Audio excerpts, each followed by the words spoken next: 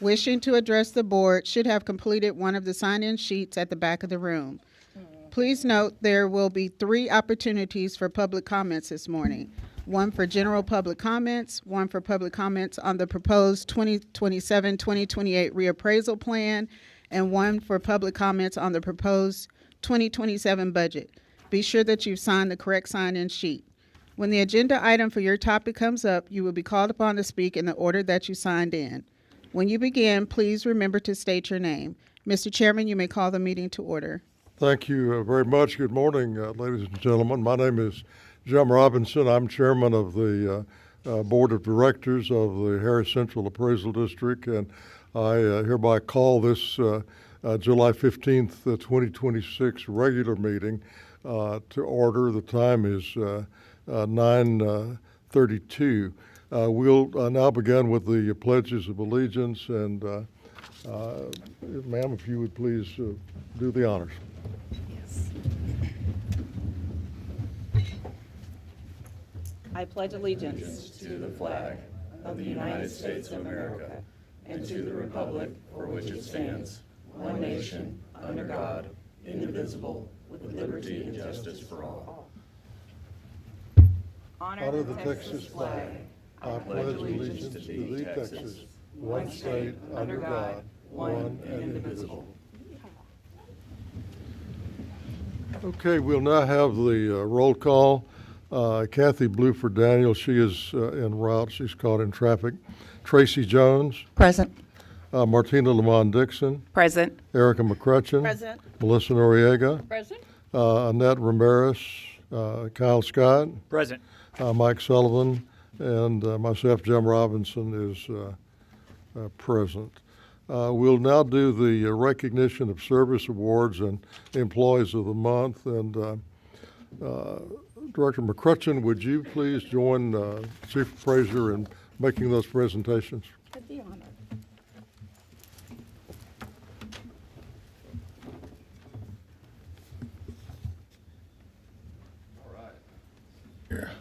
How's everyone doing today? All right.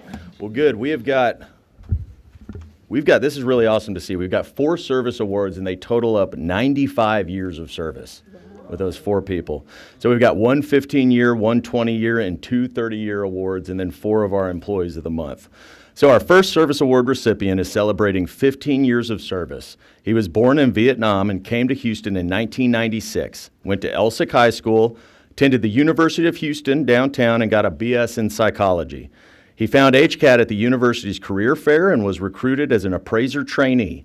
He found love 10 years later, married and moved to Austin, and worked for Williamson Central Appraisal District.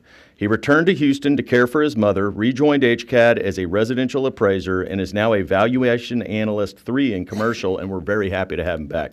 We're better than Williamson. In his free time, the recipient enjoys exercising, gardening, and collecting coins on Ong.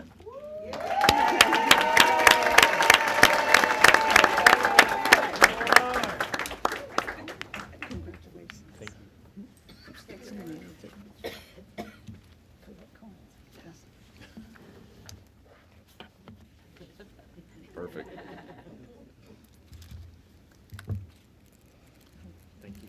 Thanks, On.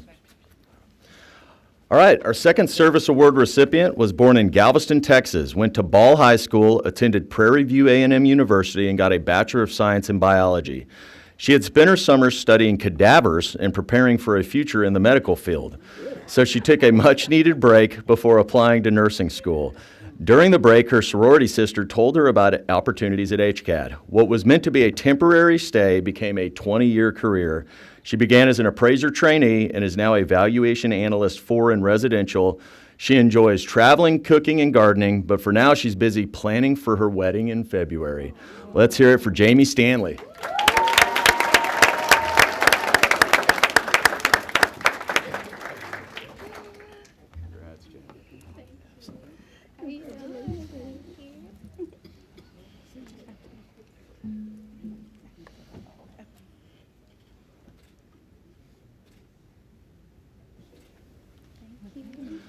Congrats, Jamie. All right, our next service recipient was also born in Galveston and grew up in Port Arthur, Texas, alongside 11 siblings. She went to Abraham Lincoln High School and earned a business certification from DSU Business School. Before HCAD, she worked as an executive assistant for a social service agency. She met HCAD employee Carolyn Howard at their children's school and learned about the district. The recipient began 30 years ago as an operations support specialist and is now a coordinator in our jurisdiction's communications section. She has 2 children, a teacher and a nurse, 1 granddaughter, and she enjoys time with family, shopping, and gospel music. Let's hear it for Rhonda Drew.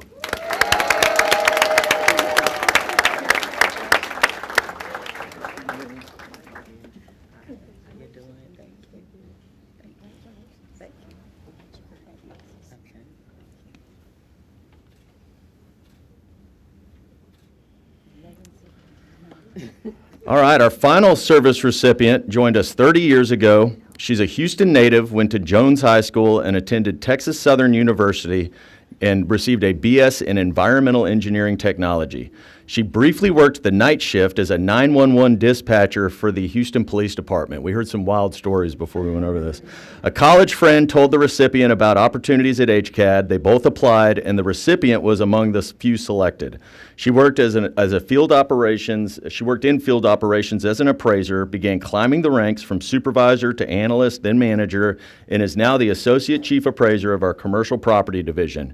She spends her pastime shopping, reading, and eating out with family and friends. She definitely loves to shop. Erica Nettles.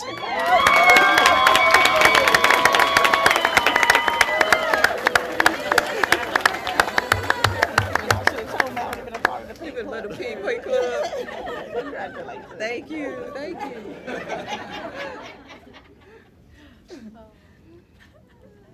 Thank you. I love seeing that. That is so awesome. All right. Each month, we recognize Employees of the Month for outstanding performance. They must display overall dependability, a congenial attitude, create a good work environment, work on special projects, do their work with quality and proficiency, show leadership and teamwork, and have exceptional efforts and contributions to their work. Our first Employee of the Month was born in Houston, went to Sterling High School, earned a BBA and MBA from the Southern University and A&M College. She worked as an appraiser and real estate agent for Ulysses S. Dotson and Associates until the Great Recession. She remembered HCAD from our website, using it as a resource, so applying seemed like a no-brainer. The recipient works as an Internal Auditor 3 in audit support. She was commended today for her successful execution of HCAD's map review, from our comptroller, our map review, our operational survey, and recently the IAAO Certificate of Assessment and Certificate of Excellence in Assessment Administration Renewal, which recognizes jurisdictions that utilize best appraisal and assessment practices. She managed these projects concurrently with critical deadlines and investigated, identified, and facilitated resolutions to issues. She enjoys cooking, traveling, and shopping. Let's hear it for Karen Adisokin.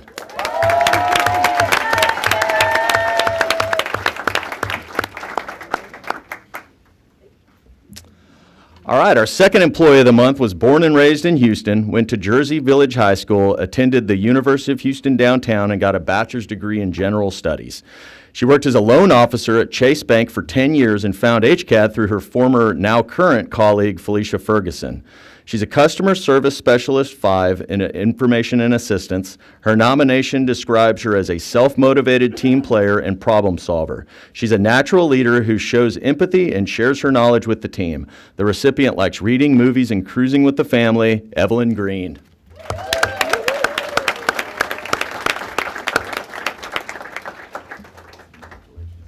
Thanks for all you do. All right, our next Employee of the Month was born in Port Arthur, attended Kingwood High School, and got a bachelor's in computer science from Sam Houston State University. He was working at Comcast when our former CIO poached him over to Valve Technologies. He worked there for 6 years before he was again poached, this time here to HCAD. He serves as a software developer 2 in IT. His nomination states he completes tasks quickly and efficiently, turns requests around in minutes, has first-class customer service, and can be counted on to update HCAD's website timely. He has a passion for concerts, fishing, and scuba diving. Let's hear it for Ryan Harrison.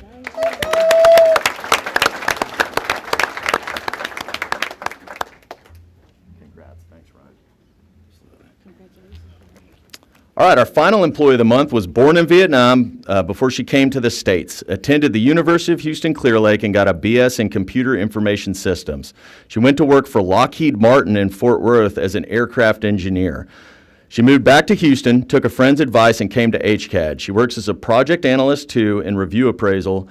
She's recognized for her leadership and teamwork. She consistently troubleshoots formula issues and improves workflows. Her contributions help reduce repetitive steps, saves time, and improve data accuracy. She enjoys tennis and baking. Let's hear it for Kim So-Win.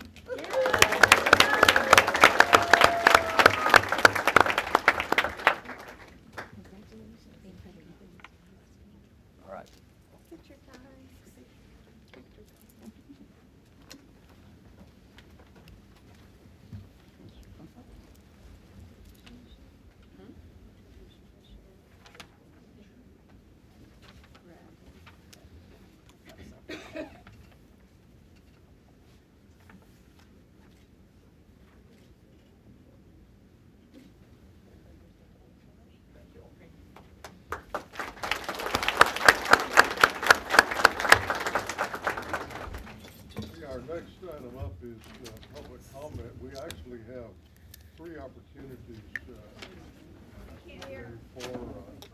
Microphone. public comment.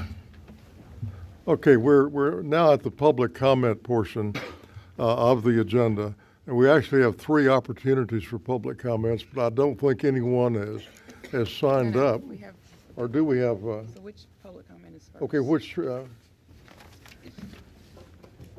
okay, we have 4 that have signed up for public comments, This is for the hearing. and we have, 1 has signed up, or 2 have signed up on the proposed reappraisal plan. And so actually, what we're going to do, our agenda today, we'll do the public comments first. You'll have 3 minutes to speak. We'll keep track of your time. You'll be advised when your time is almost up. And so I would urge you to keep close track of the time, which will also show up on the screen. But we will get to those public hearings in due course a little bit later. For public comments this morning, we'll first recognize Malcolm Whitaker. Mr. Whitaker, if you would state your name again for the record, I would appreciate it.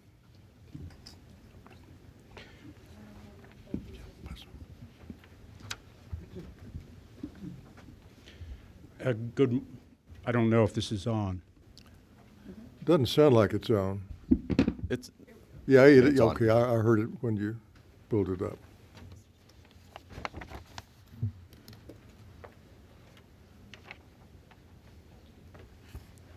Thank you. I did that perfectly. I got the it's exactly still the not right working. number. That's unusual. Good morning. My name's Malcolm Whitaker, and like a lot of us here, I'm a taxpayer. I have done the informal hearing and the formal hearing, and I actually had the pleasure of suing HCAD in 2025. I have noticed a pattern. When I've done both the informal hearings and the formal hearings, the appraisers do not seem to respect the 24-month rule, the statute that says that a comp can't be greater than 24 months from the appraisal date. I've also found that the 10% maximum increase in the appraised value is the appraisers and the panels seem to think that that is an automatic step up rather than a maximum, a cap. The appraisers, at my last hearing just a few days ago, the appraiser said, "Oh, that's an automatic step up." And when I corrected him, he said, "I don't know that." And finally, I felt like, particularly in the most recent hearing that I did just a few days ago, when I was attempting to cross-examine the appraiser, the panel chair, and everyone was courteous and respectful. I don't want to imply that people weren't courteous and respectful. They cut me off and said, "We're in rebuttal time." So I felt like there was three problems. The 24-month rule was ignored, the misinterpretation of the 10% cap as an automatic jump up, and frankly, a lack of due process in the sense of I didn't get the chance to cross-examine the appraiser. I see I have 1 minute and 6 seconds left. Does anyone have any questions?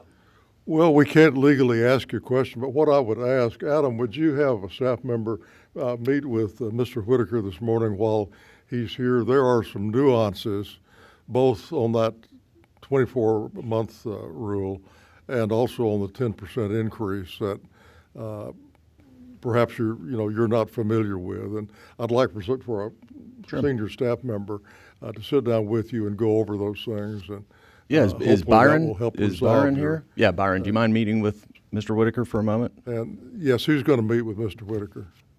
Excellent. Thank you. I appreciate everyone's time, and I wanted to bring that because I know training is on the agenda today, and it just seems like if those rules are not understood as being laws that have to be followed, that you get a result that isn't in accordance with what the law of the state of Texas is. Right.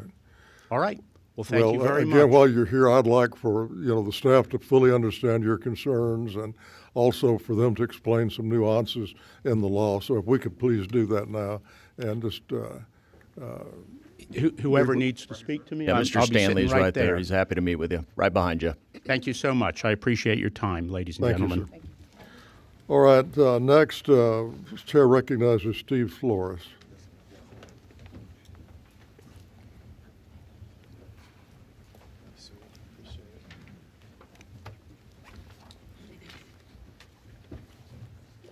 Mr. Flores, if you would state your name for the record, please. Sir, good morning. My name is Steve Flores, authorized representative for the account owner 071-088-033-0006.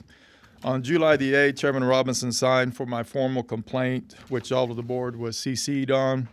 This is not a value dispute. The board has no jurisdiction over value, and I'm not asking for any. This is a contract and oversight matter, which is squarely in your ballpark. Since February, I have filed 27 complaints with the Attorney General against this district. By comparison, Dallas has 1, Tarrant has 1, Bexar has 0. The Attorney General has now ruled against HCAD twice. Olson & Olson's annual billings to this district were over $900,000.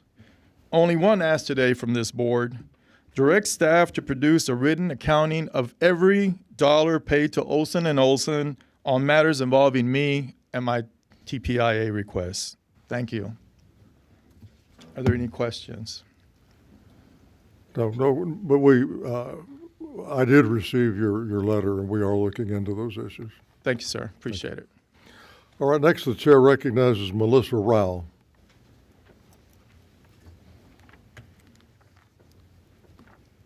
Good morning, Ms. Rao. Also, if you would state your name for the record.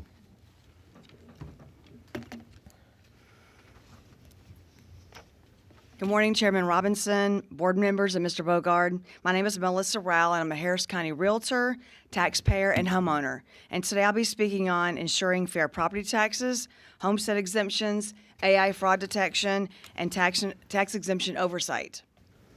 I appreciate that Agenda Item 14 addresses HCAD's homestead exemption verification process and potential homestead exemption fraud. Recently, Fox 26 reported on an investigation in which AI was used to identify potentially improper homestead exemptions, including many in Harris County. After seeing that report, I emailed board members Mike Sullivan and Kyle Scott. Both encouraged me to bring these questions up publicly, so I appreciate the opportunity to do so. I also appreciate that HCAD has already been working on this issue and has removed improperly claimed homestead exemptions when they have been identified. My question is really about the broader policy going forward. As technology continues to improve, is HCAD exploring additional data matching, periodic audits, or AI-assisted reviews that could help identify improper homestead exemptions more proactively while still protecting legitimate homeowners? I also wanted to ask whether HCAD periodically reviews other categories of tax-exempt property to verify they continue to meet the requirements of the law. I recognize that Housing Finance Corporation and Public Facility Corporation exemptions are administered differently than homestead exemptions. However, from a taxpayer's perspective, I believe it's still reasonable to ask whether there's an ongoing process to periodically verify continued eligibility for those exemptions. Whether we're talking about homestead exemptions or other statutory exemptions, taxpayers deserve confidence that exemptions are both granted correctly and continue to qualify under the law. That's how we ensure fairness and maintain public confidence in the property tax system. Thank you for your time and for your service. Thank you, Ms. Rowell. When we reach item 14, in fact, there will be a comprehensive report and discussion on homestead exemptions. Next, the chair recognizes Tom Bazan. Good morning, Mr. Bazan. If you'd also please state your name for the record. My name is Thomas Bazan. I have something for you, Mr. Robinson, for the Harris County Appraisal District. Also, there's some handouts, Miss, for each one of the attending members. I'm here in regard to a property 123-182-001-0001. It's got a street address of 419 Emancipation. I made an open records request from the City of Houston in October. It took 7 months, 2 months after the Attorney General's office told them to release the information. In that report that I have given you, I've sent email copies to A.C. Howard and other people. I haven't had any response from HCAD that it's been received, so I thought I'd drop it off here and mention it. There's 3 pages from that report that I have for a handout for the other board members here that indicate that the property's been leased ever since it was purchased.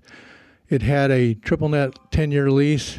I don't know if it was disclosed to HCAD over the years, but every year that this property owner has owned that property, they have challenged the initial property tax assessment, has had it lowered, and it's anywhere from $12 to $15 million in value under what it's assessed.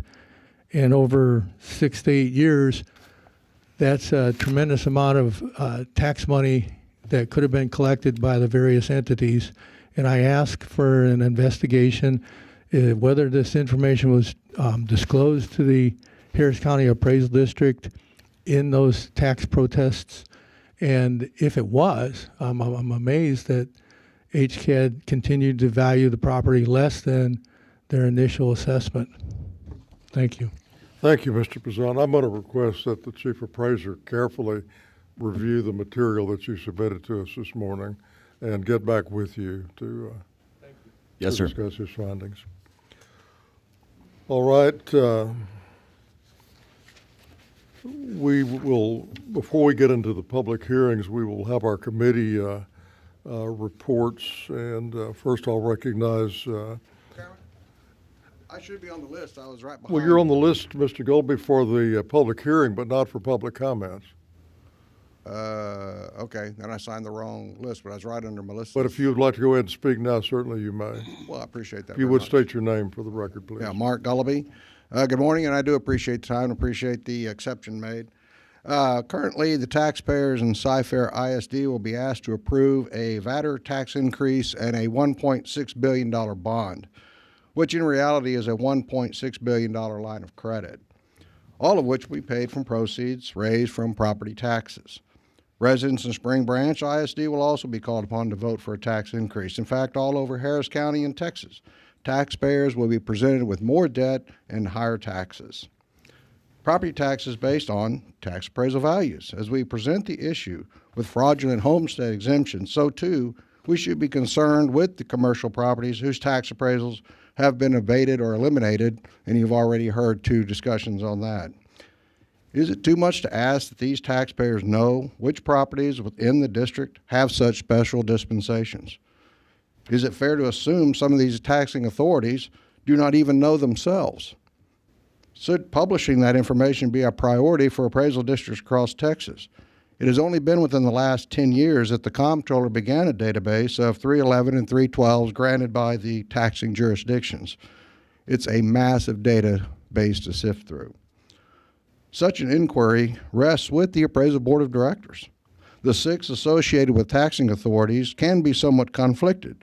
They have been chosen by county commissioners and city councils who are not necessarily interested in their tax base knowing which properties they have granted favorable tax treatments to. Double dipping on homestead exemptions, especially within the same county, is not a good reflection on that county's appraisal district. An argument by those proposing eliminating property taxes is a savings from closing appraisal districts. Something this body may want to take into consideration as you do your budget this year. So I thank you for your time, and again, thank you for this consideration. Thank you, Mr. Gillespie. And again, we'll call on you during the public hearing.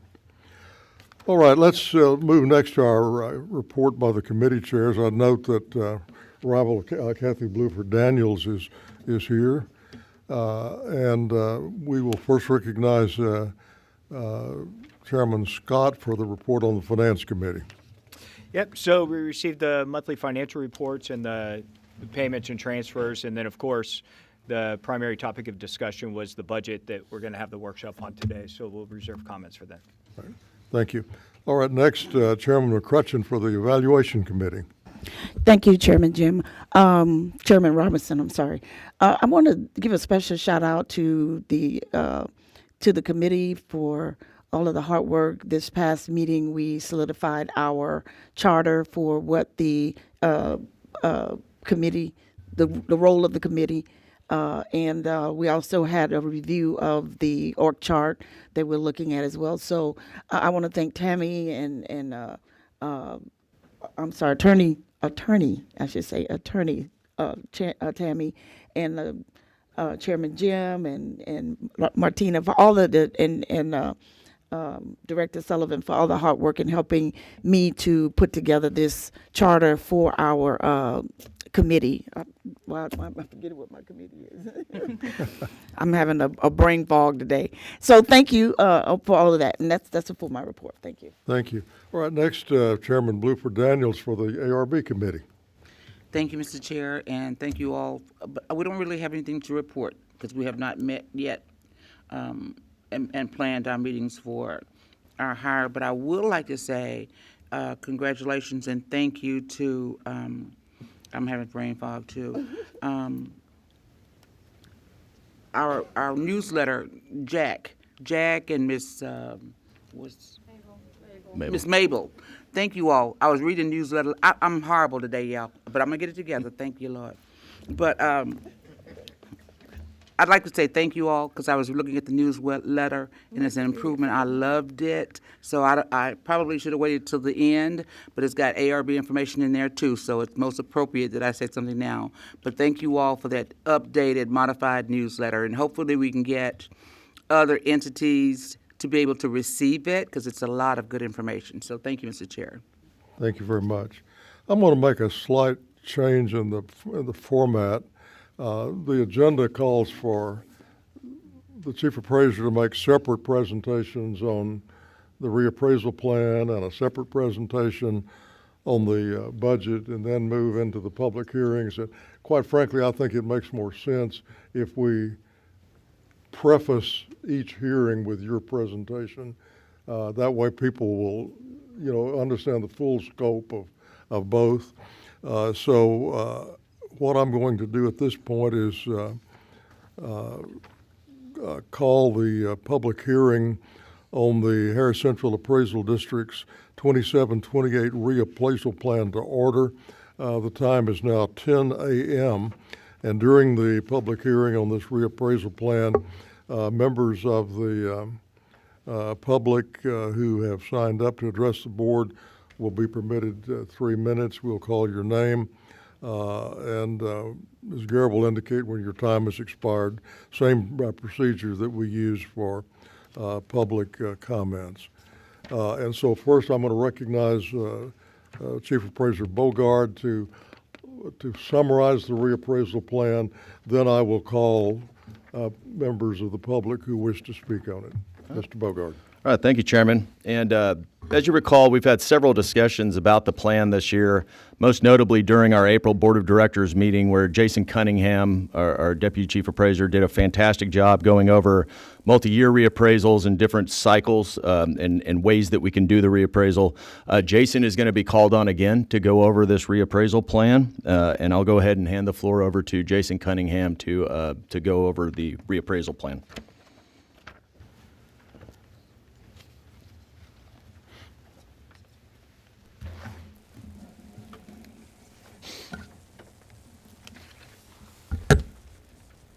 Good morning, Chairman, members of the board.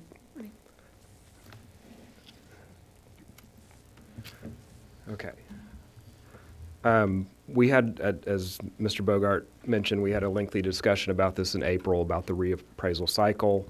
I'll just going to go over the structure of our reappraisal plan, and this is for 2027, 2028. The tax code under several sections, 6.05 and 2518, talks about the board approving a reappraisal plan and then what actually needs to be in the plan itself. You should have a copy of the actual plan in front of you. Just in summary, the code talks about the board of directors approving and adopting a biennial written appraisal plan and that the appraisal district shall implement it. A big part of it is ensuring adherence with generally accepted appraisal practices, and it provides for periodic reappraisal of all property, and then we're having our public hearing today, and the code requires that a plan be in place by September 15th. The general steps in a reappraisal plan: we have to identify the properties to be appraised, identify and update the characteristics of those properties that affect the value, define market areas, develop our appraisal models, apply our conclusions from those models to the properties, and then review those appraisal results to determine the value. The Board of Directors policy for many, many years, and this goes back to when Mr. Robinson was Chief Appraiser, is that we conduct a mass appraisal of all properties each year, update the properties as needed, following trends up and down. One big thing about this is when we reappraise, that does not necessarily mean we're changing the value. When we reappraise, we're determining what level we're at after all of the hearings, all the litigation, everything's happened, and determining are we at 100% of market value as we're required to do by the tax code, and then we make adjustments up, down, and then a lot of properties don't change. And this year was a good example of that, where I believe it was about 35% of our properties that we reappraised, the value didn't change. We determined that the level value was appropriate. Then about 15% of those properties that were reappraised this last year actually went down in value from the previous year, and then about 50% went up.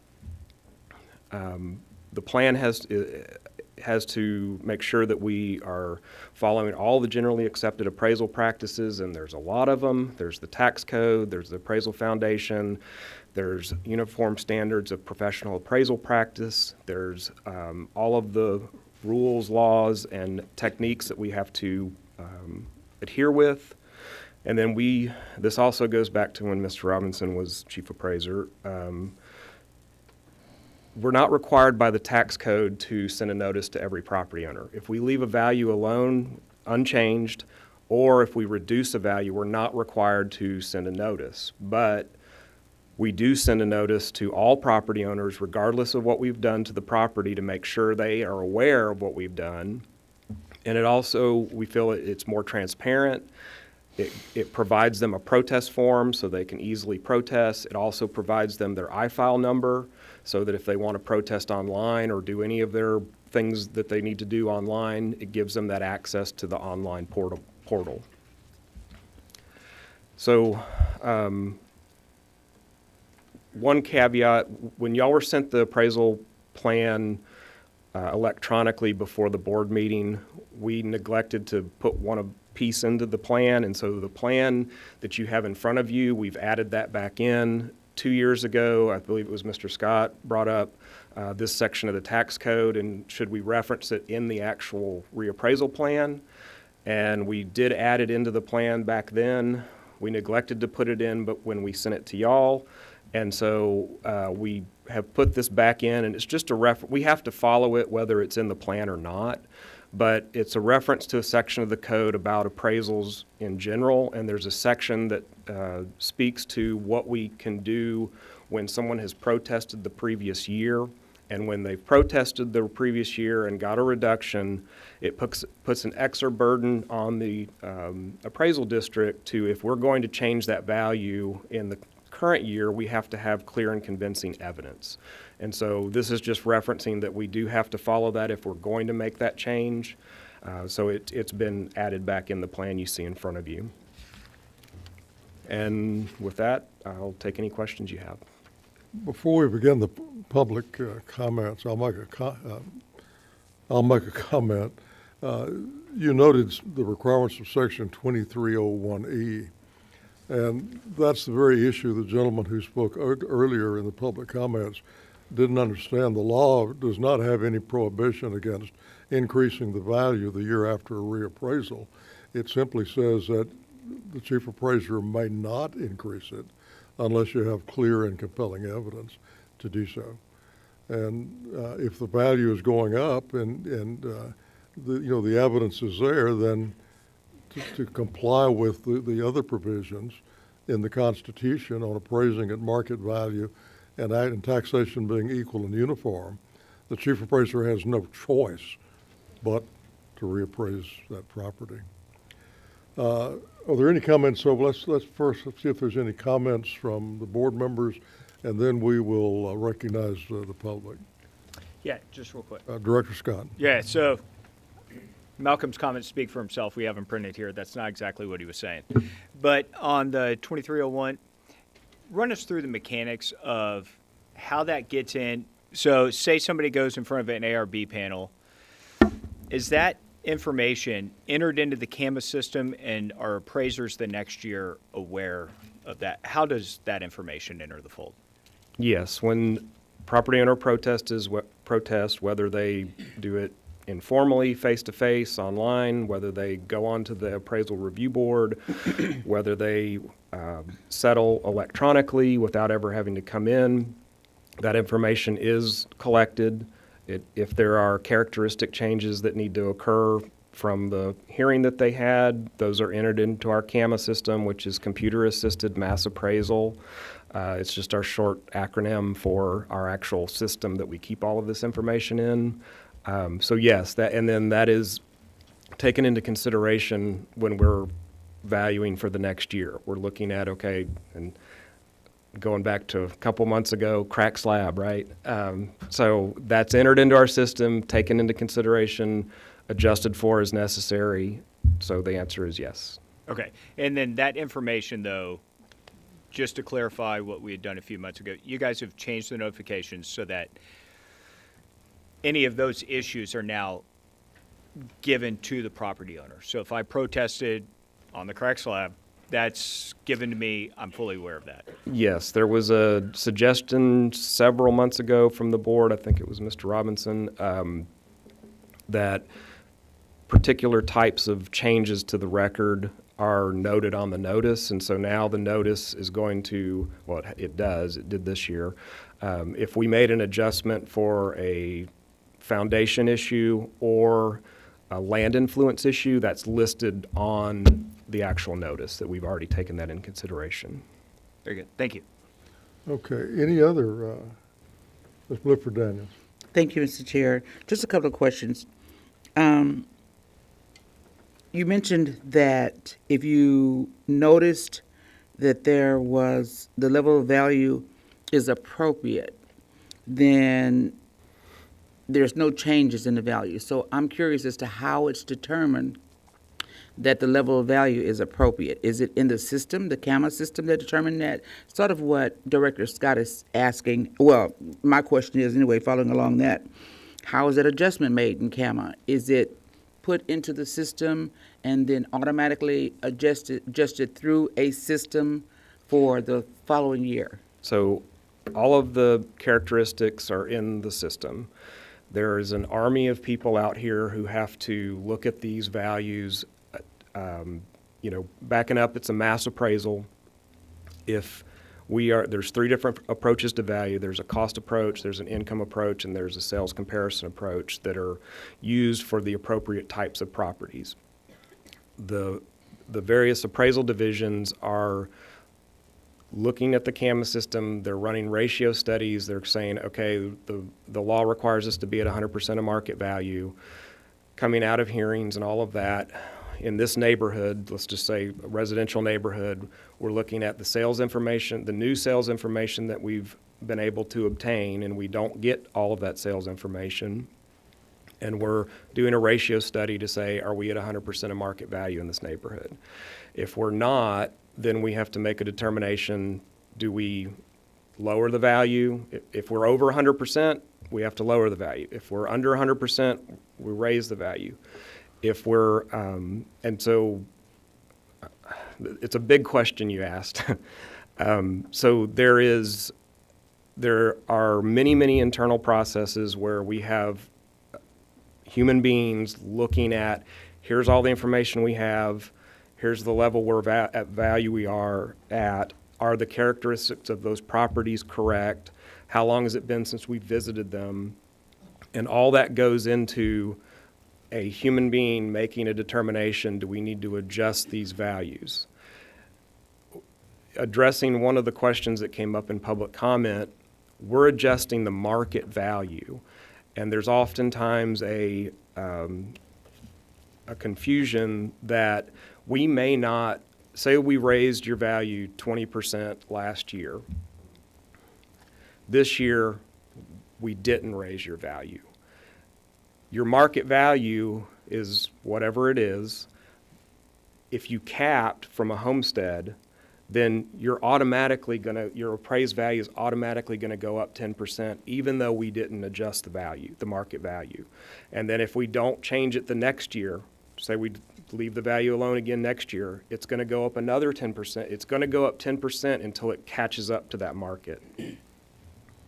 And Mr. Robinson was explaining that to me when I had questions about that before, but as a homeowner, and even for those that we represent, it seems still a bit confusing because even the information being input into the CAMA system, and then you have a person that can make some determination, it seems like there's a disadvantage, obviously, to the homeowners because for the most part, the community or the market value in the community, if you don't know the community, you don't know whether or not the value should or should not change. That's for the human aspect of it. And you've got 20 properties in a community and 2 people protest and lower their values. So that means that the entire community is going to go up that 10% the following year. It depends on the situation. So That's a big depend. If we increase a value, let's say your market value, backing up, this is why it's confusing.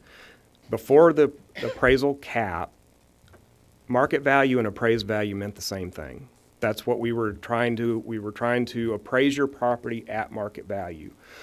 The way the tax code is written, it defines the cap as an appraised value. And so there's a lot of confusion with that. And if your market value is at 100,000 and your appraised value is at 100,000, you don't have a cap, and we raise the value 5%, your market and your appraised are going to be equal because they both gone up 5%. Oh, each 5%. Each Sorry? Each one 5% for the 10%. They would both be the same, yes. If you have that same $100,000 property and we raised it to $120,000 market value, its appraised value is going to be 110. And then if let's say we don't change that 120 the next year, it's going to increase, the appraised value is going to increase another 10% until it catches up to that market value. I hope I Yeah, answered your that- question. Thank you for that. I didn't mean to put you on the spot, but That's it's just, okay. it's so confusing. Yeah, to put that another way, just maybe really in simplified terms, if the market value exceeds the appraised value, which in the case of a home is the capped value, if it's a cap. If the market value is greater than the appraised value, then on the next year, that appraised value is always, by law, going to go up either 10% or whatever it takes, less than 10%, to make those two values equal. Yes, Ms. Jones, did you have a comment? I did. Well, because this is so clear as mud, I want to I got to throw something else in there. So these market caps and appraised value caps are only assuming that the property itself has stayed the same. Meaning, if I make an improvement to my house, say I add a swimming pool or whatever, that value, I'm no longer restricted by that cap, correct? Correct.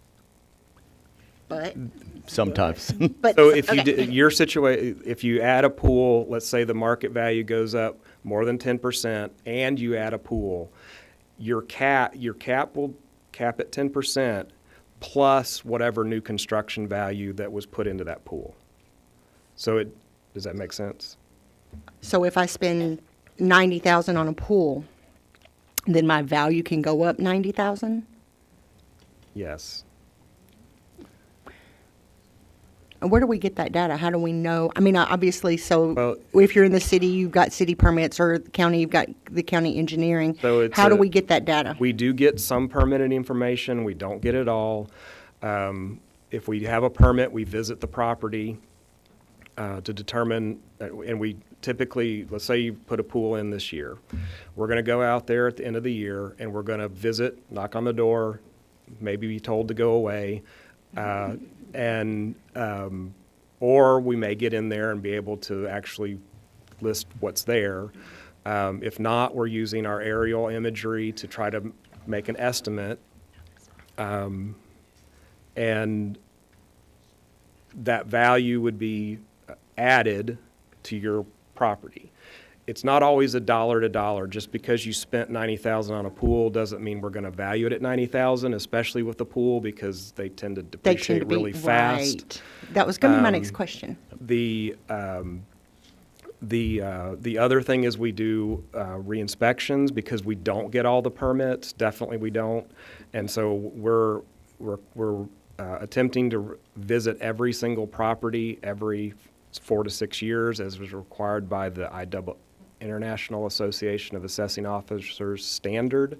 And so we do find a lot of things that, we have omitted properties, that someone built a property out in, an area that's doesn't require permits, and we may find that whatever they built down the road. So it's a combination of, and then we also have a process that we do where we have appraisers in the building, and all they're doing is using aerial imagery to try to find property. Is this, they're re-inspecting the property from the aerial and determining is our sketch correct? Does that qualify as our required reappraisal? It Or does inspection, I now. mean? It didn't used to be, but now there's been a change in the IAAO standard, and it required several things that we had to adhere with. But if we can determine from technology and/or aerial imagery that our characteristics are correct, we can count that as a reinspection. And where are we getting our aerial imagery? Google? It's from a company called Eagle View. How current is it? It's very current. Start flying in November of each year, because we're trying to get as close to that January 1 date to see what was there. Because if you were to add that pool after the first of the year, we don't add it to your value until the next year. Okay. So it's my understanding, correct me if I'm wrong, that there is a provision in the tax code for residential renditions? Do people generally, is the A still accurate, and It- B, it- do people it- generally take advantage of that? Like what percentage? It is very, yes, what you said is true. Very, very few people render residential property. I mean, I would say less than 100 out of this entire county. Would there be any advantage to us doing some sort of campaign to make the public aware of it? Because I kind of get the feeling that very few people are aware of this, and the fact that it might reduce the burden and the ARB and the protests process if we could get something like that. I'll give you an example. We send out sales mailers because we don't get all of the we don't have access to MLS and things like that. So we have to get sales various different ways. We send out a sales mailer when we know something has sold, and our return rate on those mailers is about 10%. And we ask, have there been changes to the property? What did you pay for it? Was it an arm's length transaction? Those types of things, and we get about 10% back. And you're sending those to the homeowners? Yes. To the purchasers? Yes. Okay. What is the property rendition? I've heard y'all say that. What is that, the property rendition? Well, go ahead. It's more used in personal property. There's a requirement that you render, which is telling us what you have. And so for personal property, they're saying, I have this inventory, these materials, these whatever personal property they're using for income producing businesses. And so they're required to tell us what they have, and they give us an estimated value. And it's required for personal property, not for residential property. But you can do it for real property, Did too. everybody know that? Everybody knew that, what that was, but me? Yes, I do a rendition, but I have a home-based business. Okay. So, Everybody else knew, so, okay. I'm just curious. yes, Give us a question. Yes, thank you, Chairman Jim. I just have a question. God made man simple. We have complicated ourselves. Yes, ma'am. I would ask who come up with some of these things, but I won't. But going back to the CAMA information and system, how often is the CAMA updated? That information is updated, and where does that information come from again? I know you probably said it, but just tell us So again. there are literally people updating CAMO as we speak. We have all of our appraisers, our valuation analysts. Their job is to determine what we think the estimate of value is. And there's right now most of our appraisers are doing hearings, but they're also updating CAMA. If you have someone who brings in evidence that says, the roof blew off my house, or I have this damage, or whatever it was, we're entering that into CAMA system as we speak downstairs on one. When we're not in the field, when we're not in hearings as much, we're out in the field, and we're constantly, every single day, you have appraisers that are visiting for residential property anywhere between, depending on the complexity, anywhere between 15 and 30 homes, maybe more in a day, and they're updating live to our system. So when they come to your home, knock on the door, say, I'm here to, I'm with the Harris Central Appraisal District, and I see that you added a pool. Would it be okay if I measured the property? If you allow that, we go measure the property, get the characteristics of the pool, enter that into our CAMA system live from the field. So it's being updated constantly. Are there any outside data that's coming into that CAMA system other than what we are inputting? We are, we're using, yes, there are things that are coming in. There's still a human intervention with what's going in there because we want to make sure it's correct.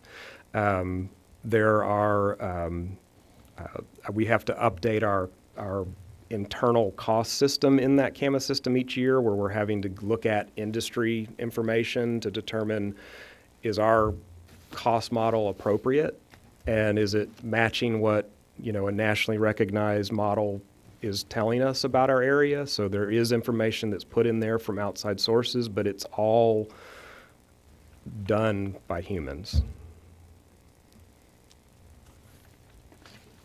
You're welcome. Okay, any other, Ms. Jones? And this is a little bit off topic, but the Eagle Eye, Eagle View, is that what, if I go to the public-facing website and I put in an address and it's going to pull up the area view of that, is that where we're getting those images from? Yes, there's various types of images that we get. There's the plane flying straight over, taking a picture straight down that most of us are used to historically over the years of seeing, okay, here's my house from the top of it. There are also, we also do flights where they're basically flying at an angle. They're taking those photos from an angle. And so when they do that, you're able to get a 360 view of the property. You can actually measure with the tool from Eagle View, and the measurements are accurate up to 6 inches. So so yes, anything you see on a public-facing website is coming from that. And those are not static, those are updated as we get the information in? Yes, periodically we update them. Usually, I think it's like every 2 years we're doing them. Okay, Beata said we're doing them annually now. Okay, thank you. The oblique imagery is just amazingly sharp and accurate, and you can come up with just very, very accurate measurements of a property from that oblique imagery. And we've also partnered at times with, because of flood concerns, where both the city and the county and metro wanted LIDAR data, which includes elevation data. They also have participated with us at times in funding of these oblique images to also include the LIDAR. And for example, we now know accurately the foundation height of every home in Harris County. Is that information available on the public? If a certain floodplain reaches a certain level. Is that information available publicly? For example, could I go on the public-facing website, pull up my house, and know that my yard measures 110 by whatever, and whatever the elevation is? Are those dimensions there? Or is this only internal? The tools to use to measure are only internal.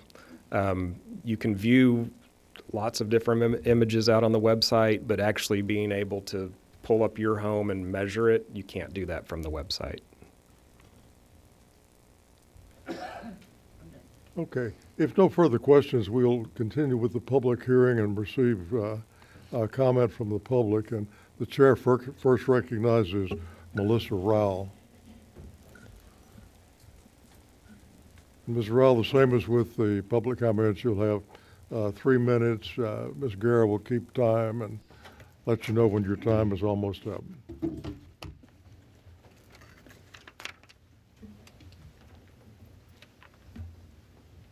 Good morning, Chairman Robinson, board members, and Mr. Bogard. My name is Melissa Rowell, and I'm a Harris County realtor, taxpayer, and homeowner. I appreciate the work HCAD has done to improve technology, live stream meetings, and strengthen AI governance. I support using technology to improve accuracy and efficiency. But I believe accuracy and public confidence must always remain the top priorities. As someone who works in the Harris County housing market every day, I'd like to share what I'm seeing. One of HCAD's core responsibilities is ensuring that appraisals reflect market value. From what I'm seeing, the market has changed significantly from the rapid appreciation we experienced just a few years ago. For more than a year now, many areas have experienced a much flatter market. In many neighborhoods, it has become a buyer's market. Yet even buyers are hesitant these days. Homes are staying on the market longer, price reductions have become more common, and many sellers have had to adjust their expectations. As HCAD prepares for the January 1st, 2027 appraisal date, I hope the district carefully considers today's market conditions. I'm not here asking for higher values or lower values. I'm simply asking for accurate values based on the market evidence that exists on January the 1st. I also hope appraisal review board members continue to carefully consider the evidence presented by property owners and recognize that many neighborhoods have experienced a much different market over the past year than they did during the years of rapid appreciation. And I'd like to comment on one thing that Mr. Cunningham said. Actually, I had an appraiser come out to my house like 15 years ago or something like that. And they ended up changing my square footage of my house, even though it's been the same thing for 30-something years up till that point. And my house is the same as many other houses in my neighborhood.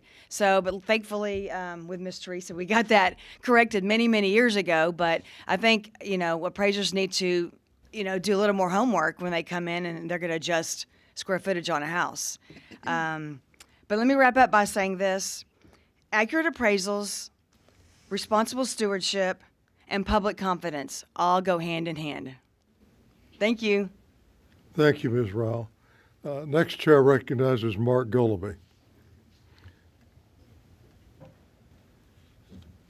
And Mr. Gullaby, you will have 3 minutes. Good morning again, board. Good to see you. Not much has changed since the last time I was here. I just wanted to visit Mark Gullaby. I just wanted to kind of visit a little bit on some of the things that I know that y'all are confronted with, and as you heard these discussions and things like that, we need to educate the public on how much of what y'all do is directed by the legislature and directed by Austin, which somewhat can inhibit y'all's ability to be as flexible as you'd like to be for the local community. So that needs to be appreciated, I think, by the public. I think also, as y'all know, the governor is proposing that we go to 5-year reappraisals, and I don't know if that's the best number that we have, but definitely I do like the law that says they only have to be done every 3 years. And I still propose, and will still be a proponent for splitting the county up into thirds and being able to do a third of the county at a time. I know there's some administrative and some legal things that have to be done for that. But again, I think that would be an effective way to manage this and to also give the appraisal board a little bit more time to concentrate in their different areas across the county during the course of the year, especially a county as large as Harris County. So with those comments, that's just kind of it. And again, I appreciate y'all's time and effort in serving on the board. Thank y'all. Thank you, Mr. Gullaby. All right, there being no further comments, I'll close the public hearing on the 27-28 reappraisal plan. The time is 10:33. Next, I'm going to recognize the chief appraiser to, and we're going to be using that again, so just leave it there. We're going into another public hearing. No speakers for the next part. But I'm going to call on the chief appraiser to first lay out the proposed budget, and then we'll open the public hearing. All right, thank you, Chairman. 1 second while we get the presentation up.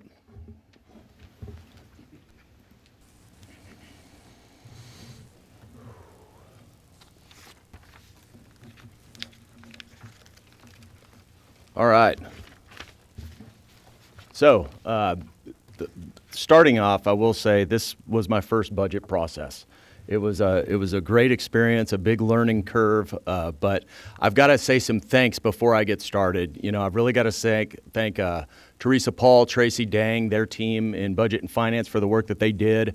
I want to thank all the division directors and the executive staff, their management teams for finding the cuts that I'm going to be going over, which I'm very proud of the work that we did to really come in with a lean budget, looking for cost savings wherever we can so we can be good stewards of the jurisdictions and the public's money. So with that, the first thing was, what are our goals? And this was important to me to kind of lay out starting off, what is it that we want to do this year with this budget cycle? And first and foremost, kind of like when I laid out my 100-day, my first 100 days, I really am it's important to me that transparency is first and foremost across all of the things that we do here at HCAD. I want to make sure that the public trusts what we're doing. I want to make sure that the jurisdictions know that we're doing the best we can for them. And so transparency was very important and was the number one goal guiding the entire budget process. Next, I wanted to determine the financial health of the organization. I will tell you, I'm not a CPA. I don't come from a finance background, but I do run a small household. And I do know that the first thing you want to do when you look at your household budget is figure out where are we at. Where are we at as an organization was the most important thing. So I'm going to be going over that here with you in a moment when it comes to kind of our savings accounts, which for us would be our reserves. The next step, as I just mentioned, was reducing costs.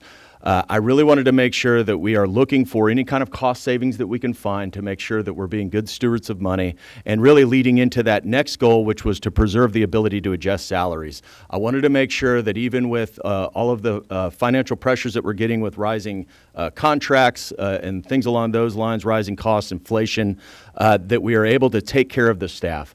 We are, and you'll see when I go into the budget, we are primarily a service organization. Most of our finances go towards taking care of our team.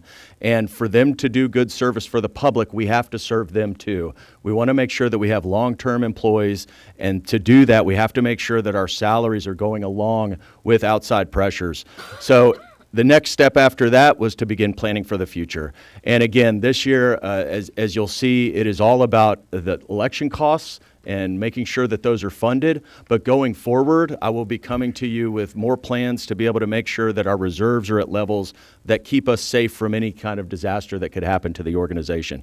So with that, let's go into the reserves. And again, this is, I've not seen this presented much in prior board meetings for the budget, and I wanted to make sure we have a good understanding of where we are with our reserves or the district's savings accounts.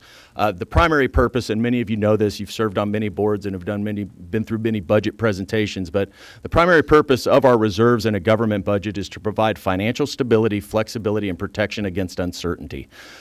Historically, our reserves have been funded through excess funds at the end of the year. That is primarily where the funds for the increases to our reserves have come from. A few of them do collect interest on them, but not much. And then budgeted increases are also a way, as you're going to see, especially when it comes to the election reserve for this year, that we can increase these reserves. Due to rising costs, as I mentioned, the excess funds have been minimal over the past couple of years. So what we used to have, where we would have a lot of excess money at the end of the year to be able to put into these reserves, that's no longer the case. I'm not even totally opposed to that. I do feel like we should make sure that every dollar has a plan for where it's going to go. But the point being that the extra money due to inflation and the way that the economy is just not there at the end of the year anymore. So going over our reserves, the first one here is our restricted operating reserve. It's currently at $17.8 million. And this is going to be where we would go if there was a disaster where we couldn't get the jurisdictions to make a quarterly payment. That is where this would come out of. And the best practice from what we've looked at is around 2 to 3 months of expenditures. Right now, we have 17.8. 2 months would be 22 million. 3 months would be 30 million. So we're a little bit below even 2 months right now for this reserve, which again, this year's all about elections, but as we go forward into new budget cycles, I want to make sure that we keep this at a level that's safe for the organization. Our major repairs and rehab fund is at $6.5 million right now. Typically, you want to be between 10 to 40% of the building value. Right now, our building value is around $71 million. You look at 10% of that, about $7.1 million. So we're not far off from that number right now. But again, in full transparency, I want to point out this is where we'll be coming for the Board of Directors remodel, which again is going to come from this fund. But the other issue that we have that is going to be coming to the board in the next couple of months is some brick issues that we're having on the exterior of the building. We have been working with a team outside to look at our brick. There's starting to be some failure points. Again, our building is getting old. And so we will, over the next couple of years, probably have to either do a major repair or go and replace that brick on the back of the building. Again, we'll be coming to you with that, but it's just something I wanted you to keep in mind as we look at these reserves. The unassigned fund is kind of our rainy day fund and just kind of fund, if we have different projects that we need. It's at $6.9 million. Typically, we have been pulling out of this fund to fund a portion of the budget in the past. We have historically, for the 5 or 6 years that I looked at it, we've added about $1 million to fund the budget from this reserve. Last year, and we'll get into this more, last year we pulled $3.1 million to fund the budget. So we took quite a bit out of that fund. We're only going to pull out $1 million this year. But again, that's what this fund has been primarily used for in the past, is pulling out money to offset some of the cost to the jurisdictions for the budget increases. Our next reserve is the insurance fund. And after our estimated 2026 expenditures, we'll have about $5.5 million in this fund. The estimates that we've gotten from the individual we work with for our insurance estimates that after 2027, we'll have about $2.5 million. Again, good governance would be about 3.6 million in there, about 3 months of expenditures. We will be a little bit below that once we hit 2027. Right now, we're okay with this fund, but again, something that in the future we may want to think about, and I will be coming up with a plan to fund this to make sure that we're on top of our insurance costs. But all of it ties back to this next one. This is the one that we're focusing on for this budget cycle, which is our election reserve, election services fund. Right now, it's currently at $2 million. We have an election coming up at the end of the year that we're estimating from the last election cycle will be about $7.5 million. So as you can see, we're going to need to pull money either from the unassigned fund, the restricted operating reserve, one of those to be able to fund the budget or fund the election at the end of this year. So again, this is going to be the one we focus on for the budget this year. This is the one that we need to make sure that we put money into. I'll be going into it in another item. We've had some great conversations with different stakeholders at the legislature and at the governor's office to be able to make some changes to the way our elections function, especially with the runoffs, so that it will be less expensive. So far, we've gotten real good feedback from them on trying to work with us to do something about that.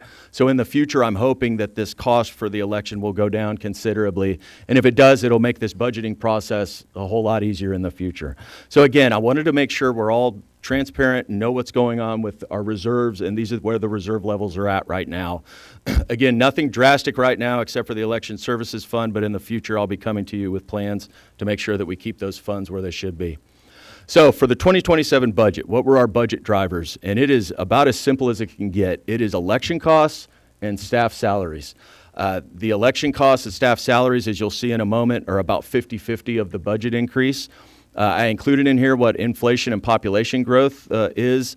I think the June numbers may have come out and may pull that inflation number down, but if you look at whatever data source you look at, you're looking at around 4 to 5% for both of those combined for inflation and population growth. So what's important to me, again, is to make sure that those salaries our staff who work hard every day to serve the public are taken care of, and that their salaries do not start to fall behind and lag as they go throughout their financial lives. So for the 2027 expenditures, for the 2027 budget, this is what we have. You can see on the left-hand side here, we've got 742 positions currently that are budgeted for. We are not asking for any more staff this year. We do have some staff that will be added to different groups, but we're using just unfilled spots right now to be able to make up for those. We're reducing our part-time and seasonal staff by 2. And then on the left-hand side, you can see there, salaries and wages and employee benefits makes up the chunk of what we spend here at HCAD. On the right-hand side, it's a little more visual, easier to see. And you can see that if you take the orange slice and the blue slice there of salaries and wages and employee benefits, it's almost 75% of our expenditures. Professional services makes up another big chunk, and that is going to be litigation primarily. This year also, that is what the item for the $3 million is going into. So again, that makes up some of that. Your computer operations is at 6%, office space and field operations are making up the rest. But again, as you can see, it's primarily litigation defense and paying for staff. At the bottom there, you can see if it was not for the election costs, the increase would be at 4.02%, which is below inflation and population growth. So again, it's just the election costs that are causing the increase where it's at this year. This slide, if you could see at the top here, is kind of a repeat of what we saw on the last slide. And if you total it up, the percent change is going to be 6.55%. We're coming out of the 2027 budget of $126.6 million, which is a 7.7 million variance and 6.55%. What we need to keep in mind, though, is if you go down, you can see the jurisdiction allocation is actually 8.5%. Okay, and so the reason that is last year we pulled that $3.1 million out of the reserves to fund some of the increase, and this year we're not pulling out that 3.1. We're only pulling out $1 million, which is what we've historically done. Again, I don't want to keep hitting those reserves to be able to make up the changes. So again, that's why the jurisdictions, it's going to look like a higher increase for them because again, we're pulling less out of those reserves to fund the budget. I did go back in the Budget and Finance Committee. Director Lamont Dixon suggested where did that come from, that decision? And there seemed to be last year a little bit of confusion on how much was in our reserves and that it was actually a whole lot more than we thought it was, going back and listening to the meeting. And so instead, that didn't get clarified. And so what we did was we ended up pulling 3.1 million. Again, that was a decision made by the chief appraiser. The board did not directly say, hey, go pull $3.1 million out of the fund, but they did suggest that we fund more out of the reserves. So that's what I found when I went and looked for that information. And again, it was a good suggestion. Thank you. So the breakdown of the increase, this is what the increase is made up of. And as you can see, if you add that benefits and salaries and you add the professional services, which is basically the $3 million for the election, it is just 50-50. That is what it is. The office space is less than 1%. Office and field operations is 3%. And then one thing I want to point out, when I said that one of our goals is cutting costs, I'm very proud of this. Our computer operations is making up less than 1% of the increase this year. And the reason for that is Beata and her team and all of the division directors looked at all of our subscriptions for our software, look at all of our licenses, and made some big cuts to be able to end up cutting about $1 million of costs that we were able to find, which I'm very proud of the work they did on that. What it looks like is in the past, we have increased this computer operations line item by $500,000, $1.2 million one year. We're only increasing at $6,000. And again, that's due to the great work of the staff looking for reductions that we could make while we'll still be able to operate. But again, we're not asking for a lot. We're just asking to be able to focus on taking care of those staff salaries. So this next part, one second. This next part was actually something that kind of popped into my mind from the last meeting. And we had a speaker from the public ask, for the increases that you're getting, what is the public getting? What is the public getting? What are the jurisdictions getting? And I thought that's a great thing for us to go over. And so I'm going to start going over that now. And as I do that, I want to remind us, what it is that we do at the appraisal district. We spend a lot of time up here, and rightfully so, talking about public outreach, answering phones timely, processing exemptions, things that are very tangible to the public. What we don't talk about a lot, which is probably because they do such a good job of it, is that we do 2 million appraisals every year. And I want to kind of quantify that. We do more appraisals that are under the uniform standards of professional appraisal practices every year. We do more appraisals than any other entity in the world. I went and looked just kind of as a benchmark at how many appraisals were done for the entire mortgage segment in the United States last year, and it was 4 million. So we did 2 million here. I'm very proud of that. And not only that, we did it at a 99% accuracy rate per our last property value study. So we do a lot of work here that again, we don't talk about a lot, but that 2 million appraisals, all these people behind the scenes are doing a lot of work to get that done. We manage about 1 million exemptions, homestead and over 65 exemptions, many more other types as well. We worked 560,000 protests last year. We served 622 taxing units. We value 20% of the total market value in the entire state. We do that while being a top workplace for coming up on hopefully 10 years this year. We just got through recertifying. I mentioned it when one of the staff recognitions. We just got through recertifying for our Certificate of Excellence in Assessment Administration from the IAAO, which is the top award that you can get for an assessment entity. And we did it on last year's budget at $60 per parcel. All of that work we did, we only charged the jurisdiction $60 per account. And I want to go into that a little more. So if you looked at private versus HCAD, if you looked at a private entity, if the jurisdictions for some reason needed to go outside of the organization, you're looking at, for the bottom barrel residential appraiser that you can find in mass, you're looking at about $350 an appraisal. A commercial would be around $3,000. If you were looking at the hearings that we do, a hearing representation flat fee for the cheapest agent out there I could find is only $200. A real estate attorney retainer, which is not even doing the litigation, but just having someone on staff similar to us, not every account goes through litigation, cost about $1,500 an account. So you're looking at, if they had to go private, anywhere from $2,000 to $4,700. There'd be some reduction for doing it in mass, but the fact is we do it for $66 an account this year for the proposed budget. That is all of that work we do, the appraisal, litigation defense, hearings, all of the data that we make available for different entities who utilize it. We do a lot of work for very inexpensive to our jurisdictions who the taxpayers fund.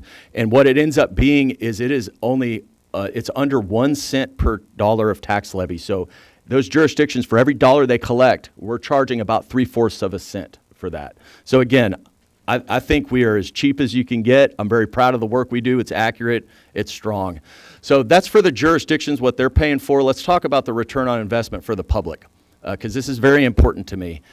From 22 to 26, we had about a 25% increase in the budget. Within that same time, we reduced call wait times by 90%. We went from 21 minutes down to 2 minutes. We had a 39% reduction in days waiting for exemptions to process, so from 49 days to 30 days. We've seen a 29% increase in lawsuit settlements up to the last full year we had, which was 2025, which means that those property owners get that refund quicker, they get served faster, the jurisdictions are done with that account. 65% increase in arbitrations settled. And again, so with that increase in the budget, we have taken direct action to be able to go in through software, through staffing, to be able to take care of the staff and take care of the public through the work that they do. And so I'm very proud of that. We've also been able to keep pace with an increase of 63,000 accounts over that time period, 72,000 more accounts that are going through hearings, still hitting the same deadlines, which means that those hearings are being done faster and the property owners are getting served quicker. We don't talk a lot about it. It was mentioned somewhere earlier, but we do a lot of work due to legislation. We have many, many man hours that go into things like the circuit breaker exemption from a couple of sessions ago. House Bill 9, which we just talked about personal property, that increased that reduction that the personal property accounts can get. They're just finishing that work. It's been almost a year and a half. It is a lot of work that we do every time the legislative session happens.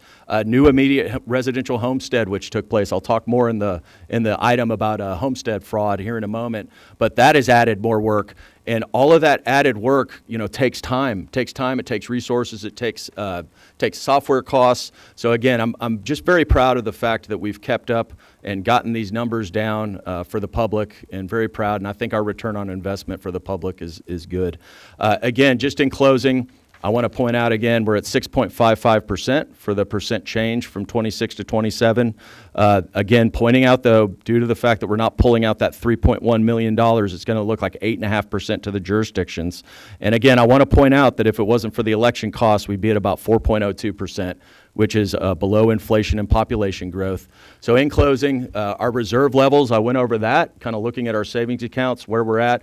Nothing dire right now, but again, in the future, I'm going to come with plans to be able to stock some of those up. Right now, it's all about the election reserve. Our budget drivers are about 50-50, election costs and cost of living and salary adjustments for the staff.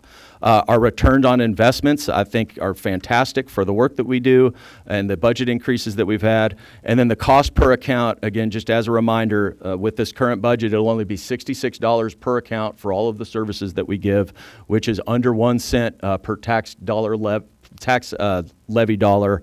And again, I'm very proud of the work we do, very proud of the fact that we've gotten these costs down, reductions in computer costs, and I'll be happy to answer any questions. Right.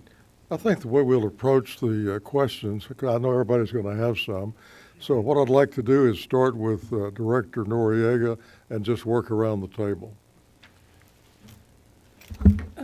Chairman Robinson is one of the newer members of the board. I'm going to yield my time right now. Okay. All right. Director McCrutchen. I don't have any questions at the very moment, but I will yield my time as well. All right. Director Scott. I got all the questions. You worked. There's no way I'm yielding my time. I knew that. So, no, like I said in the Budget and Finance Committee meeting, I really appreciate all the hard work. And I know it has to be at some level frustrating that you guys put all this time in and then we airdrop in and start picking it apart and asking questions. To that, I have to say, just be glad I'm not here every day. We are. I'm joking.